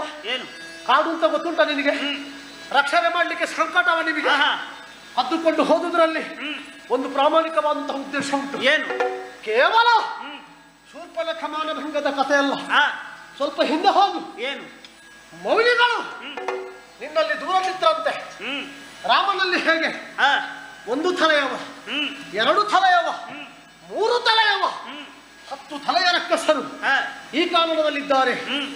ಆದ ರಾಮ ಕೊಟ್ಟಂತಹ ಮಾತು, ಕೊಂದು ಕೊಡುವೆ ಅಂತಹ ಕ್ರೂರಖಳರನ್ನು. ಅದಕ್ಕಾಗಿ ನಮ್ಮಪ್ಪ ರಾವಣನಿಗೆ ಕಿವಿಗೆ ಬಿದ್ದಂತಹ ಸಂದೇಶ ನೋಡುವ. ರಾಮನ ಒಬ್ಬ ಕೊಲ್ಲುವವ ಹೌದು ಅಂತಾದ್ರೆ ಅವನಿಂದ ನಾವು ಸಾಯಬೇಕು. ಅದಕ್ಕೆ ಹೇಳುವುದು ನೀವೇ ತೋಡಿದ ಗುಂಡಿ ಎಂಬುದಾಗಿ. ಯಾವುದು? ಅದೇ ಈಗ ಕೆಲವೊಂದು ಪ್ರಾಪಂಚಿಕ ವಿಷಯಗಳು ಹೇಗಿರ್ತದೆ ಗೊತ್ತುಂಟು? ಹೇಗೆ? ಅನಿವಾರ್ಯವಾಗಿ ಸಂದರ್ಭಕ್ಕೆ ಸಿಕ್ಕಂತೆ ಸಿಲುಕಲ್ಪಡ್ತದೆ. ನಮ್ಮದೇನಾಗಿದೆ ಈಗ? ಸೀತೆ ನಮಗೆ ಬೇಡ, ಬೇಡವಾ ಬೇಡ, ಹಾಗಾದ್ರೆ ಒಪ್ಪಿಸಿ. ಆದ್ರೆ ಒಂದು ಹಠ ಉಂಟು. ನಿಮ್ಮ ಅಷ್ಟು ವಾನರ ಸೈನ್ಯ ಬಂದು ನಮ್ಮಲ್ಲಿ ಬಿಡಿಸ್ತೇವೆ ಎನ್ನುವಂತಹ ಎದೆಯಲ್ಲಿ ಛಲ ಉಂಟಲ್ಲ, ಅದನ್ನೊಮ್ಮೆ ನೋಡ್ಬೇಕು.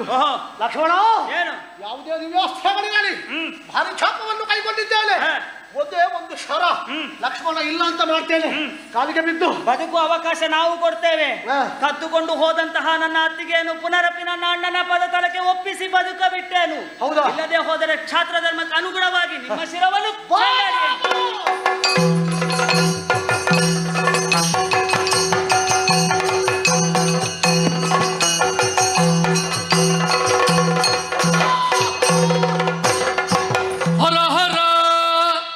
ಸಕ್ರಾರಿ ಎಲ್ದಿವ ಬಿರುದ ಇವರೆಗೆ ಮೆರೆಸಿದೇನು ಜಗದೀ ಈತಗಳು ನರರಲ್ಲ ಬಂದ ಕೋಡಕಗಳಿವು ಕೋತಿಗಳ ಬಲವಲ್ಲ ಸಿದ್ಧ ದೈತವದ ಯತಿಯಾಗಿ ದಾತಗಳ ವಿಲಿ ತಂದ ಸೀತೆ ಮಾನವಿಯಲ್ಲ ಬದ್ಧ ಕೋತಿಗಳ ಬಲವಲ್ಲ ಸಿದ್ಧ ಹರ ಹರ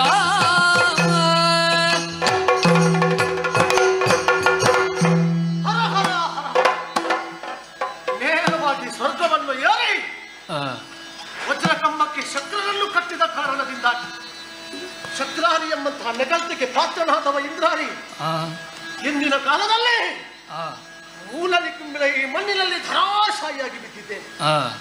ಹರಹರ, ಒಂದು ವ್ಯಕ್ತಿಗೆ 2 ಸಲ ಅಳು ಬರ್ತದೆ.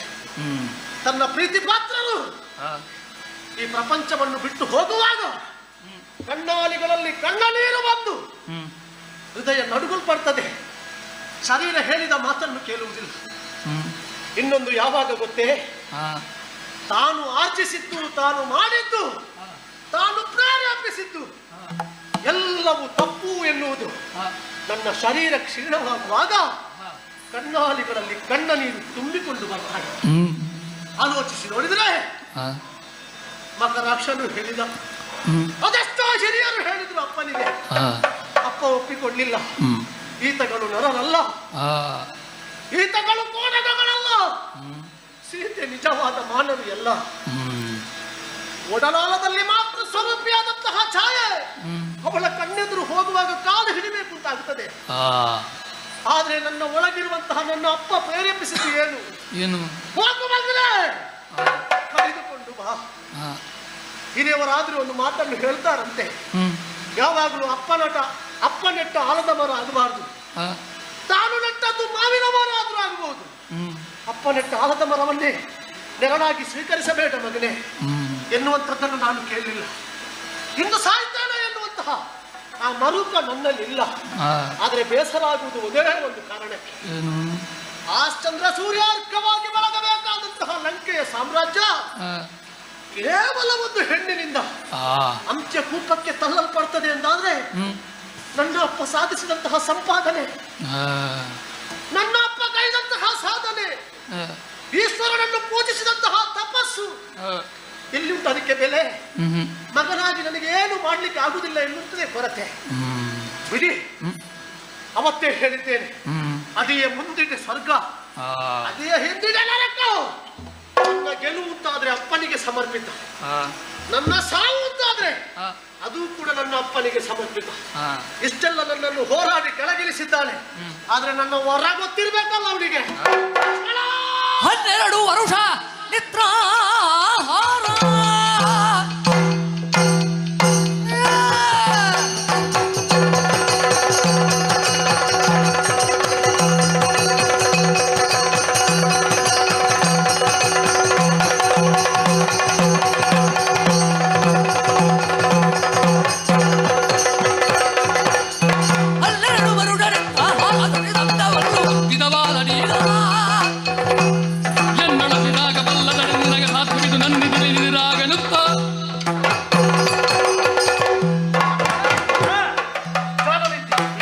ಚದುರನಿದ್ದೆ, ಪ್ರಪಂಚದಲ್ಲಿ ಅತ್ಯುತ್ತಮ ಬಿಲ್ಲಾಲುಗಾರನಿದ್ದೆ, ಒಪ್ಪಿಕೊಂಡಿದ್ದೇನೆ. ಆದ್ರೆ ಮಗನೇ, ಇಂದ್ರಜಿತ್ವನ್ನು ಗೆಲ್ಲಿಸುವುದಕ್ಕೆ ಅಷ್ಟು ಸುಲಭ ಇಲ್ಲ. ಒಂದು ವೃತ್ತ ಬೇಕು. ಏನು ಅಂತ ಕೇಳ್ತೀಯ? 12 ಹಬ್ಬ ನಿದ್ರೆ ಆಹಾರ ಸತಿಸಂಗವನ್ನು ಪರಿತ್ಯಜಿಸಿದವನಿಗೆ ಮಾತ್ರ ಆ ವೃತ್ತ ನಿನ್ನಲ್ಲಿ ಇದ್ರೆ ಚಾಪವನ್ನು ಹಿಡಿದು ಮುಂದೆ ಬಾ. ಇಲ್ಲ ಕಾಲಿಗೆ ಬಿದ್ದ ದುರ್ಲರಾವಣಿಗಳು ಕೇಳು.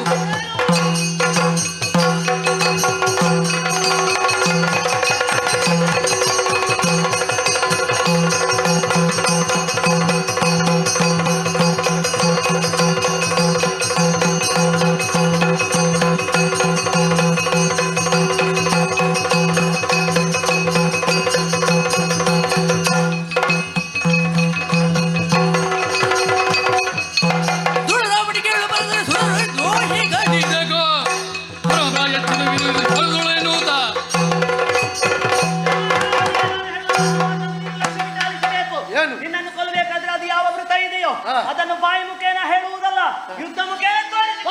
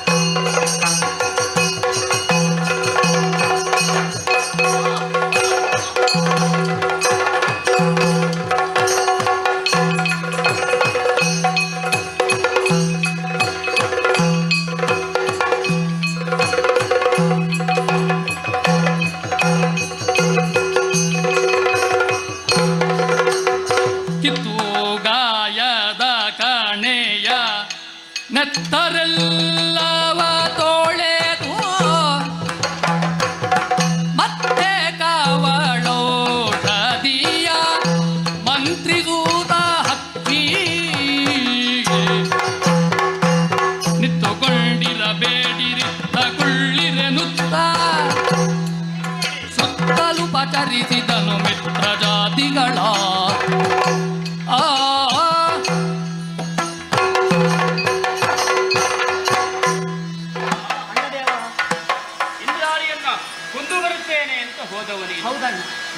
ಬರುವಾಗ ಶರೀರದ ಎಲ್ಲ ಕಡೆಗಳಲ್ಲಿಯೂ ಕೂಡ ಬಾಣವೇ ಆವರಿಸಿಕೊಂಡು ನಿಜ ನೋವಾಗದ ತೆರದಲ್ಲಿ ಬಾಣಗಳನ್ನೆಲ್ಲ ತೆಗೆದು ಅದಕ್ಕೆ ಬೇಕಾದಂತಹ ಔಷಧಿಗಳನ್ನೆಲ್ಲವನ್ನು ನಾ ಮಾಡಿದವನಿದ್ದೆ. ವೀರರೇ, ನೀವು ಯಾಕೆ ನಿಂತುಕೊಂಡಿದ್ದೀರಿ? ಎಲ್ಲರೂ ದಣಿದವರಿದ್ದೀರಿ ಎನ್ನುವ ಹಾಗೆ ನಿಮ್ಮ ಮುಖಾರವಿಂದವನ್ನು ಕಂಡಾಗ ತಿಳಿಯುವುದಕ್ಕೆ ಸಾಧ್ಯವಾಗುತ್ತದೆ. ಕುಳಿತುಕೊಳ್ಳಿ ತಮ್ಮ ಅಣ್ಣದೇವ. ಒಂದರ್ಥದಲ್ಲಿ ಒಮ್ಮಿಂದೊಮ್ಮೆಗೆ ನಿನ್ನ ನೋವೆಲ್ಲವೂ ಶಮನವಾಯಿತು ಅಂತ ನಾ ಭಾವಿಸ್ತೇನೆ. ಆದರೆ ಅಂತರಂಗದಲ್ಲಿ ಒಂದು ಪ್ರಶ್ನೆ ಮೂಡುವುದಕ್ಕೆ ಸಾಧ್ಯವಾಗುತ್ತದೆ. ಇಂದ್ರಾರಿಯನ್ನ ಕೊಲ್ಲಬೇಕು ಅಂತಿದ್ರೆ ಅಮ್ಮ ಎಲ್ಲವರ ಹಾಗೆ ಅಲ್ಲ ಎನ್ನುವ ಹಾಗೆ ವಿಭೀಷಣನೆ ಆಡಿದವನಿದ್ದಾನೆ. 12 ವರ್ಷಗಳ ಕಾಲ ನಿದ್ರಾ ಆಹಾರ ಕಾಮಿನಿ ಸಂಘವನ್ನ ಯಾವಾಗ ತ್ಯಜಿಸಿರುತ್ತಾನೋ ಅವನಿಗೆ ಮಾತ್ರ ಇಂದ್ರಾರಿಯನ್ನ ಕೊಲ್ಲುವುದಕ್ಕೆ ಸಾಧ್ಯ ಅಂತ ವಿಭೀಷಣನಾಡಿದವನಿದ್ದಾನೆ. ಇದನ್ನ ಎಷ್ಟು ಸಾಧಿಸಿದೆ ತಮ್ಮನೆ? ಇಂದು ಪರ್ಯಂತ ಫಲ ತಂದಿತ್ತೆ ನಿಮಗೆ ನಾ ತಿಳಿದುದಿಲ್ಲ, ನೀವು ತಿಳಿದು ಕೊಡಲಿಲ್ಲ. ಹಸಿ ಮಲಗಿದುದಿಲ್ಲ ಹಸ್ತದಲ್ಲಿ ಬಿಲ್ ಹಿಡಿದು, ಹಾಸಿ ಮಲಗಿದುದಿಲ್ಲ ಹಸ್ತದಲ್ಲಿ ಬಿಲ್ ಹಿಡಿದು, ದಾಸತ್ವ ನಡೆಸಿದೆನು ದೋಷಕರ ಬಯಕೆ, ದಾಸತ್ವ ನಡೆಸಿದೆನು ದೋಷಕರ ಬಯಕೆ. ಇಂದು ಪರ್ಯಂತ ಫಲ ತಂದಿದ್ದೆ ನಿಮಗೆ.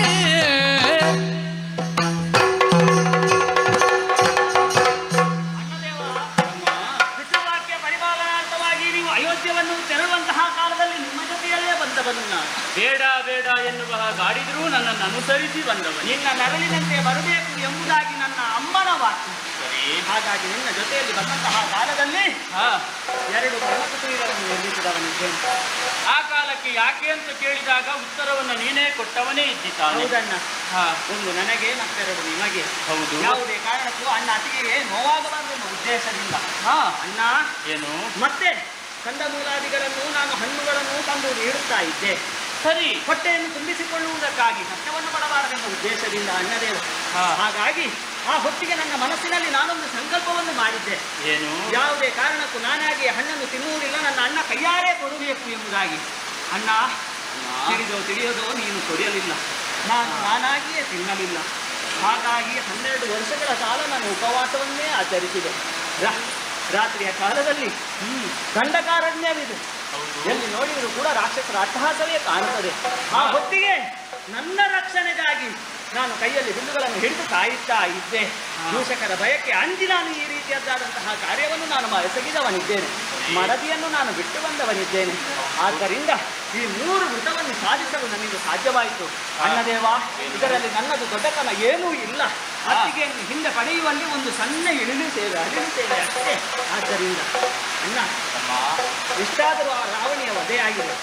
ಇನ್ನಿರುವುದು ರಾವಣ ಮಾತ್ರ. ಅವನ ವಧೆ ಆಯ್ತು ಅಂತಾದ್ರೆ ನಮ್ಮ ಅತ್ತಿಗೆ ನಮ್ಮ ಕಡೆ ಬರ್ತಾಳೆ. ಕರುಣಹೀನನ ಸೇವೆ ಕಷ್ಟಗೊಳಿಸಿದೆ ನಿನಗೆ,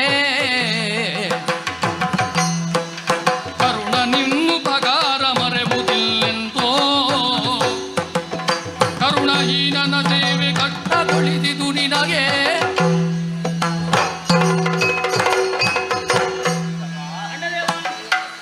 ರಾಮ ಸೇವೆ ಮಾಡುವುದಕ್ಕಾಗಿಯೇ ನೀ ಬಂದವ ಅಂತ ಆಡಿದವನಿದ್ದಿ. ಅದನ್ನು ನಿಜಾರ್ಥದಲ್ಲಿಯೂ ಕೂಡ ಸತ್ಯ ಎನ್ನುವ ಹಾಗೆ ಮಾಡಿಬಿಟ್ಟೆ ಅಲ್ಲ ತಮ್ಮ. ಎಲ್ಲ ಕರುಣೆಯ ಭಾವನೆ. ಆದರೆ ನೀನು ಮಾಡಿದ್ದು ಯಾರ ಸೇವೆ ಅಂತಾಯಿತು ಬಲ್ಲೆಯ? ಕರುಣಹೀನನ ಸೇವೆಯನ್ನ ಮಾಡಿದ ಹಾಗಾಗಿ. ಇಲ್ಲ, ನನಗೆ ಪ್ರತ್ಯಕ್ಷವಾಗಿ ತಂದೆ ತಾಯಿಯರ ಸೇವೆ ಮಾಡಿದ ಹಾಗೆ ಆಯಿತು. ಫಲವಸ್ತುಗಳನ್ನು ತಿನ್ನುವ ಕಾಲಕ್ಕೆ ನೀನು ತಿಂದಿದ್ದೀಯಾ ಅಂತ ನಾನು ಯಾವ ಕಾಲಕ್ಕೂ ಕೇಳಿದವನೇ ಅಲ್ಲ. ನೀ ತಿಂದಿರಬಹುದು ಅಂತ ನಾ ಭಾವಿಸಿದ್ದೆ. ನೀ ತಿನ್ನದೇ ಇದ್ದಿದ್ದೆ ಎನ್ನುವುದನ್ನ ಇವಾಗ ನಮಗೆ ತಿಳಿಯುವುದಕ್ಕೆ ಸಾಧ್ಯವಾಯಿತು. ತಮ್ಮ ಅಣ್ಣ, ಎಷ್ಟು ದೊಡ್ಡ ಸಾಧನೆಯನ್ನ ಮಾಡಿಬಿಟ್ಟೆ ನೀನು. ಅಮ್ಮನ ಆಡಿದ ಸುಮಿತ್ರಾದೇವಿ ಆಡಿದ ಮಾತೊಂದನ್ನ ನೀನು ಹಿಂದೆ ನನಗೆ ನೆನಪಿಸಿಕೊಟ್ಟವನಿದ್ದಿ. ಅಯೋಧ್ಯೆಯನ್ನು ಬಿಟ್ಟು ತೆರಳುವ ಕಾಲಕ್ಕೆ ಮಾತೆಯಾದಂತಹ ಸುಮಿತ್ರೆ ನಿನ್ನಲ್ಲೊಂದು ಮಾತನ್ನಾಡಿದ್ದಳಂತೆ. ಹೌದನ್ನು ರಾಮಂ ದಶರಥಂ ಜ್ಞೇಯಂ ಮಾಮೇತಿ ಜನಕಾತ್ಮಜ ಅಂತ ಒಂದು ಮಾತನ್ನಾಡಿದ. ರಾಮನಲ್ಲಿ ದಶರಥನನ್ನ ಕಾಣು, ಸೀತೆಯಲ್ಲಿ ನನ್ನನ್ನ ಕಾಣು ಮಗನೇ ಅಂತ ಆಡಿದಳಂತೆ. ನನ್ನ ತಂದೆಯಾಗಿ ನೀನು ರಕ್ಷಣೆ ಮಾಡಿಕೊಂಡು ಬಂದೆಯಲ್ಲ ತಮ್ಮ. ನಿನ್ನ ಉಪಕಾರವನ್ನು ನಾನು ಎಂತೂ ಮರೆಯಲಿ. ಕುಲದೇವರಾದಂತಹ ರಂಗನಾಥನಲ್ಲಿ ಬೇಡಿಕೊಳ್ಳುವುದು ಇಷ್ಟೇ. ಮುಂದೊಂದು ಜನ್ಮ ಅಂತ ಇದ್ರೆ ಆ ಜನ್ಮದಲ್ಲಿ ನಾನು ತಮ್ಮನಾಗಿ, ನೀನು ಅಣ್ಣನಾಗಿ ಹುಟ್ಟುವ ಹಾಗೆ ಆ ಭಗವಂತನೇ ರಕ್ಷಿಸಲಿ. ಯುದ್ಧವನ್ನ ಮಾಡಿ ನಾವೆಲ್ಲರೂ ದಣಿದವರಿದ್ದೇವೆ. ವಿಶ್ರಾಂತಿಯ ಅಗತ್ಯ ನಮಗಿದೆ ತಾನೆ. ಎಲ್ಲರೂ ವಿಶ್ರಾಂತಿ ಧಾಮವನ್ನ ಸೇರೋಣ. ಹಾಗೆಯೇ